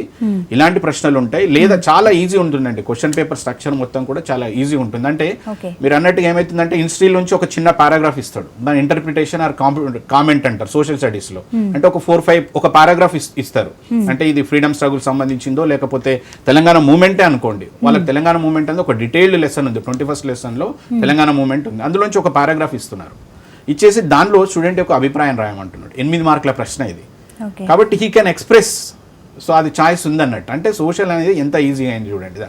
జస్ట్ సౌత్ ఇండియాలో ఉన్నటువంటి రివర్స్ నేమ్స్ రాయమనొచ్చు, సో ఈవెన్ తెలంగాణలో ఉన్నటువంటి రివర్స్ రాయమన్నట్టు. ఇవన్నీ సిలబస్లో ఉన్నటువంటి క్వశ్చన్స్, ఇవన్నీ కూడా సోషల్లో వచ్చేసినాయి దాని లోపల. కాబట్టి ఇటు మ్యాప్ పాయింటింగ్లో కానీ, మ్యాప్ పాయింటింగ్లో కూడా ఒక టెక్నికల్గానే చదువుతున్నారు స్టూడెంట్స్ కూడా. అంటే ఒక తెలంగాణ ఇండియా మ్యాప్ ఇచ్చి తెలంగాణని మార్క్ చేయమని అనొచ్చు, ఒక ఢిల్లీని మార్క్ చేయమనొచ్చు.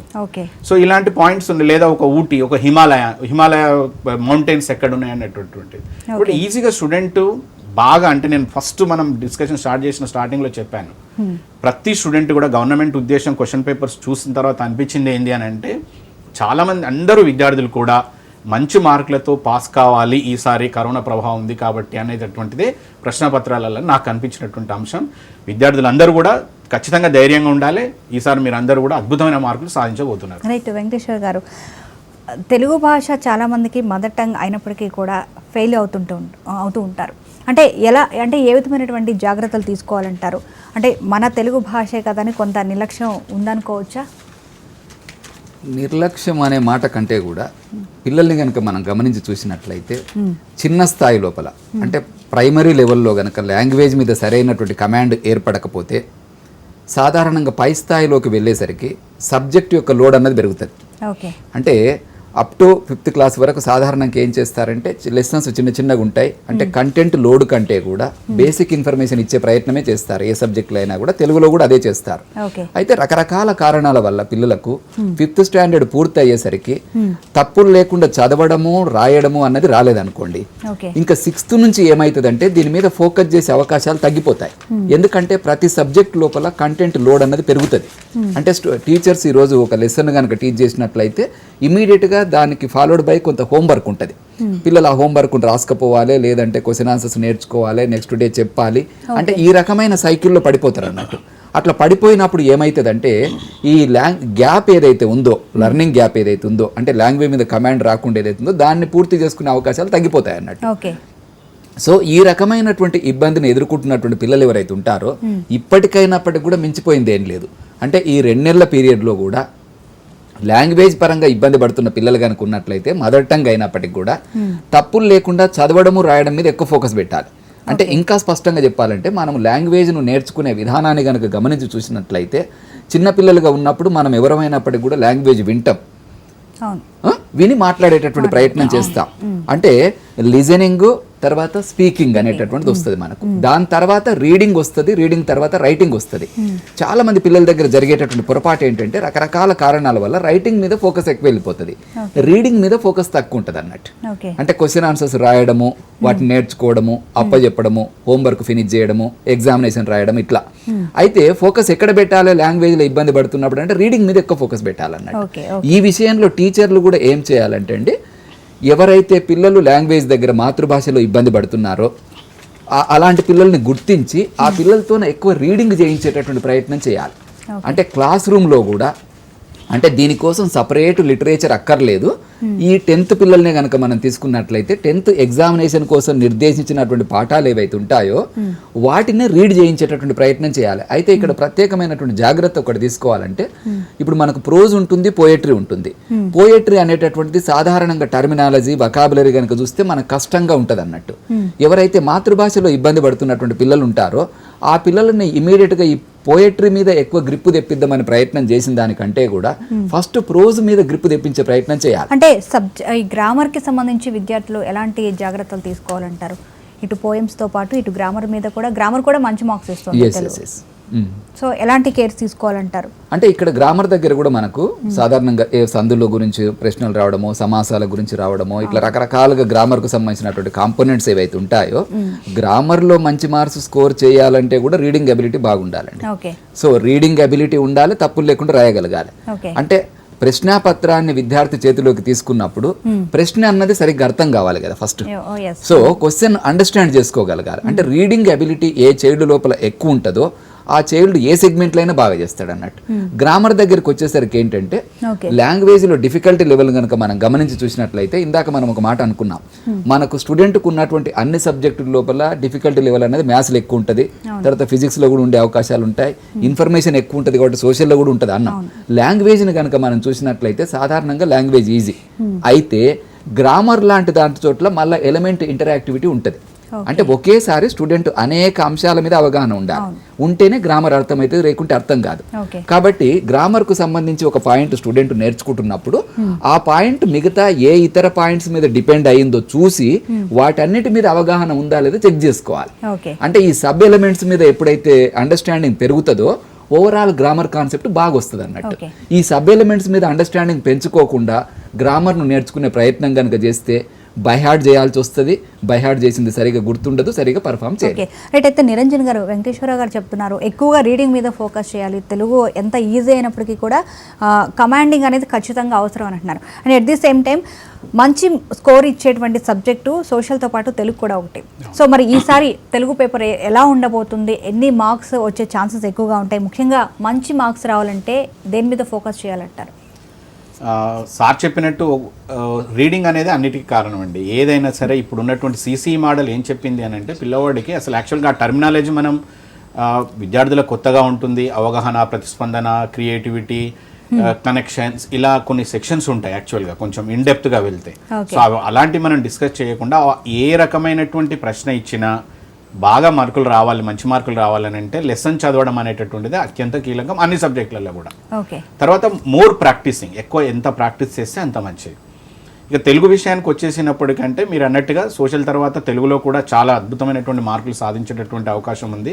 సో ఇందులో తెలుగులో అంటే ఇప్పుడు తెలుగులో మనం ఫస్ట్ లాంగ్వేజ్గా మనం ఇక్కడ డిస్కస్ చేస్తున్నాం. తెలుగు ఫస్ట్ లాంగ్వేజ్లో ఇవాళ international mother tongue day. So ఆ international mother tongue day. So దాని సందర్భంగా మన తెలుగు రాష్ట్రాలు తెలుగుకు కూడా అత్యంత ప్రాధాన్యత ఇవ్వాలనేటటువంటి బాగా చర్చలు జరుగుతూ ఉన్నాయి. సో ఇందులో తెలుగుకు సంబంధించినటువంటి ప్రశ్నపత్రంలో ప్రధానమైనటువంటి మార్పు వచ్చింది అని అంటే ఈసారి కొంచెం పద్యభాగం లాగా ప్రశ్నలు, తర్వాత గద్యభాగం లాగా ప్రశ్నలు ఇవ్వడం జరిగింది. సో మొత్తానికైతే కొంత ఇంతకుముందు ఉన్నటువంటికి ఇప్పటికీ పెద్దగా చేంజెస్ లేవు తెలుగు, హిందీ, ఇంగ్లీష్లలో. అంటే ఏవి కూడా డిలీట్ కాలేదు, క్వశ్చన్స్ డిలీట్ కాలేదు. అంటే అంతకుముందు ఉన్నటువంటి పాత పద్ధతిలోనే ఇప్పుడు ఉన్నటువంటి కొత్త పద్ధతి కూడా వచ్చింది. కాకపోతే 2 పేపర్లలో వచ్చినటువంటి ప్రశ్నలు అన్నింటిని తీసుకొని ఒకటే పేపర్లో పెట్టి దాని ఇంటర్నల్ చాయిస్ పెంచడం అనేటటువంటిది కీలకంగా వచ్చినటువంటి చేంజెస్ అనిగా చెప్పుకోవచ్చు మనం ఈసారి. సో ఇందులో ఫస్ట్ ఉపవాచకం నుంచి ఒక ప్రశ్న ఉంటుంది, దానిలో నుంచి ఒక పారాగ్రాఫ్ ఉంటుంది, అది 5 మార్క్స్ క్వశ్చన్ ఉంటుంది. దాని తర్వాత ఒక పోయం ఇస్తుండండి. ఆ పోయంని అంటే అది రకరకాలుగా ఎట్లన్నా పోయం పూరించమనొచ్చు, లేకపోతే దాని ప్రతిపదార్థం రాయమనొచ్చు, దాని భావం రాయమనొచ్చు. దానికి ఒక 5 మార్క్స్ పెట్టారు. ఒక అన్సీన్ ప్యాసేజ్ ఇచ్చి ఇంతకుముందు అన్నట్టు ఇంగ్లీష్ లాగానే ఒక అన్సీన్ ప్యాసేజ్ ఇచ్చి దాంట్లో క్వశ్చన్స్ ఉంటాయి, దానికి ఒక 10 మార్క్స్. ఈ 20 మార్క్స్ పార్టే కాకుండా రిమైనింగ్ ఏవైతే 40 మార్క్స్ మనం పార్ట్ ఏలో టోటల్ 60లో రిమైనింగ్ 40 అనేటటువంటి ఓన్లీ ప్యూర్గా క్వశ్చన్ అండ్ ఆన్సర్స్గానే ఉన్నాయి. అంటే ఇంటర్నల్ చాయిస్ లాగా పెట్టి 4 క్వశ్చన్స్ పోయట్రీ నుంచి ఇస్తున్నారు, అందులో 2 రాయాలి ఆన్సర్స్, 2 4 8 అవి షార్ట్ ఆన్సర్ కింద. మళ్ళీ ప్రోజ్ నుంచి ఇంకో 4 ఇచ్చేసి అందులో 2 రాయమంటున్నారు, దానికి ఒక 8 మార్క్స్. దాని తర్వాత ఎస్ఏ క్వశ్చన్స్ ప్రోజ్ నుంచి ఒక 4 ఇచ్చి 2 రాయమనడం. దాని తర్వాత నెక్స్ట్ దానిలో కూడా అట్లాగే ప్రోజ్ నుంచి పోయట్రీ నుంచి కూడా ఒక్కొక్క లాంగ్ ఆన్సర్ రాయమనడం. ఓకే, హిందీ కూడా దాని గురించి కూడా ఒకసారి ఎక్స్ప్లెయిన్. సో హిందీ అంటే తెలుగు హిందీ సిమిలర్ గానే ఉందండి. సిమిలర్ అంటే లాస్ట్ ఇయర్, ఎందుకంటే హిందీ అనేటటువంటిది లాస్ట్ ఇయర్ వరకు కూడా 80 మార్కుల పరీక్ష పత్రమే. అంటే దానిలో చేంజెస్ ఏమీ లేకుండా మ్యాక్సిమం పోయిన సంవత్సరం ఉన్నటువంటి క్వశ్చన్ పేపర్నే అంటే అదే మోడల్లోనే కొంచెం లిటిల్ బిట్ చేంజెస్ లాగా తీసుకొని, అంటే కొంచెం ప్యాసేజీల సంఖ్య ఇంతకుముందు 4 ఉండేది హిందీ అనే సబ్జెక్ట్ లోపల, దాన్ని 3 ప్యాసేజీలకు కుదించడం జరిగింది. అది ఒకటే చేంజ్గా కనిపిస్తుందండి. రిమైనింగ్ అంతా కూడా క్వశ్చన్ ఆన్సర్స్ అన్నీ కూడా సేమ్గా ఉండే. అంతకుముందు 7 మార్క్స్ ఉన్నటువంటి ప్రశ్నలన్నీ కూడా ఇప్పుడు 8 మార్క్స్గా మారినాయి. సో ఇది హిందీలో వచ్చినటువంటి చేంజెస్. అంతకుముందు 4 మార్క్స్ క్వశ్చన్స్ ఉండేది, ఇప్పుడు కూడా 4 మార్క్స్ క్వశ్చన్స్ ఉన్నాయి హిందీలో. అంతకుముందు 7 మార్క్స్ క్వశ్చన్స్ ఉండేది, ఇప్పుడు 8 మార్క్స్కి వచ్చేసినాయి. అంతకుముందు 4 ప్యాసేజీలు ఉండేది, ఇప్పుడు 3 ప్యాసేజీలకు మారిపోయింది. సో అంతే మార్కులు ఇక్కడ ఒక ప్యాసేజ్ మార్కులు తగ్గించారు కాబట్టి ఆ ప్యాసేజ్ మార్కులను తీసుకొని అక్కడ 7 మార్కులను 8గా మార్చిండ్రు. Okay, right. Thank you so much Niranjan గారు అండ్ దేశినేని వెంకటేశ్వరరావు గారు. చాలా చక్కగా స్టూడెంట్స్ ఏ విధంగా ఎగ్జామ్స్ని ఫేస్ చేయాలి, ఏ విధంగా చదువుకుంటే మార్క్స్ గెయిన్ చేయొచ్చు అనేది చాలా చక్కగా వివరించారు. Thank you so much. So చూసారు కదా స్టూడెంట్స్, కరోనాని ఎంత ధైర్యంగా ఎదుర్కొన్నామో ఎగ్జామ్స్ పరీక్షలను కూడా అంతే ధైర్యంగా ఎదుర్కోవాలి. ఎందుకంటే ఖచ్చితంగా అంతగా భయపడే విధంగా అయితే పేపర్స్ అయితే ఉండవు. టీచర్స్ చెప్పేటువంటి గైడెన్స్ని ఫాలో అయితే ఖచ్చితంగా మీరు ఎగ్జామ్స్ ఫాలో అవ్వచ్చు అని చెప్పేసి కూడా విద్యావేత్త నిరంజన్ గారు కూడా చెప్పారు. అది కూడా మీరు చూసారు. సో డెఫినెట్గా ఖచ్చితంగా మంచి మార్క్స్తో పాస్ అవ్వచ్చు. ఖచ్చితంగా టీచర్స్ చెప్పేటువంటి గైడెన్స్ని ఫాలో అవ్వండి. ఇది వాటి special discussion. Keep watching Raj news. జనం గొంతుకు వినిపిస్తాం, జనం కోసం ప్రశ్నిస్తాం.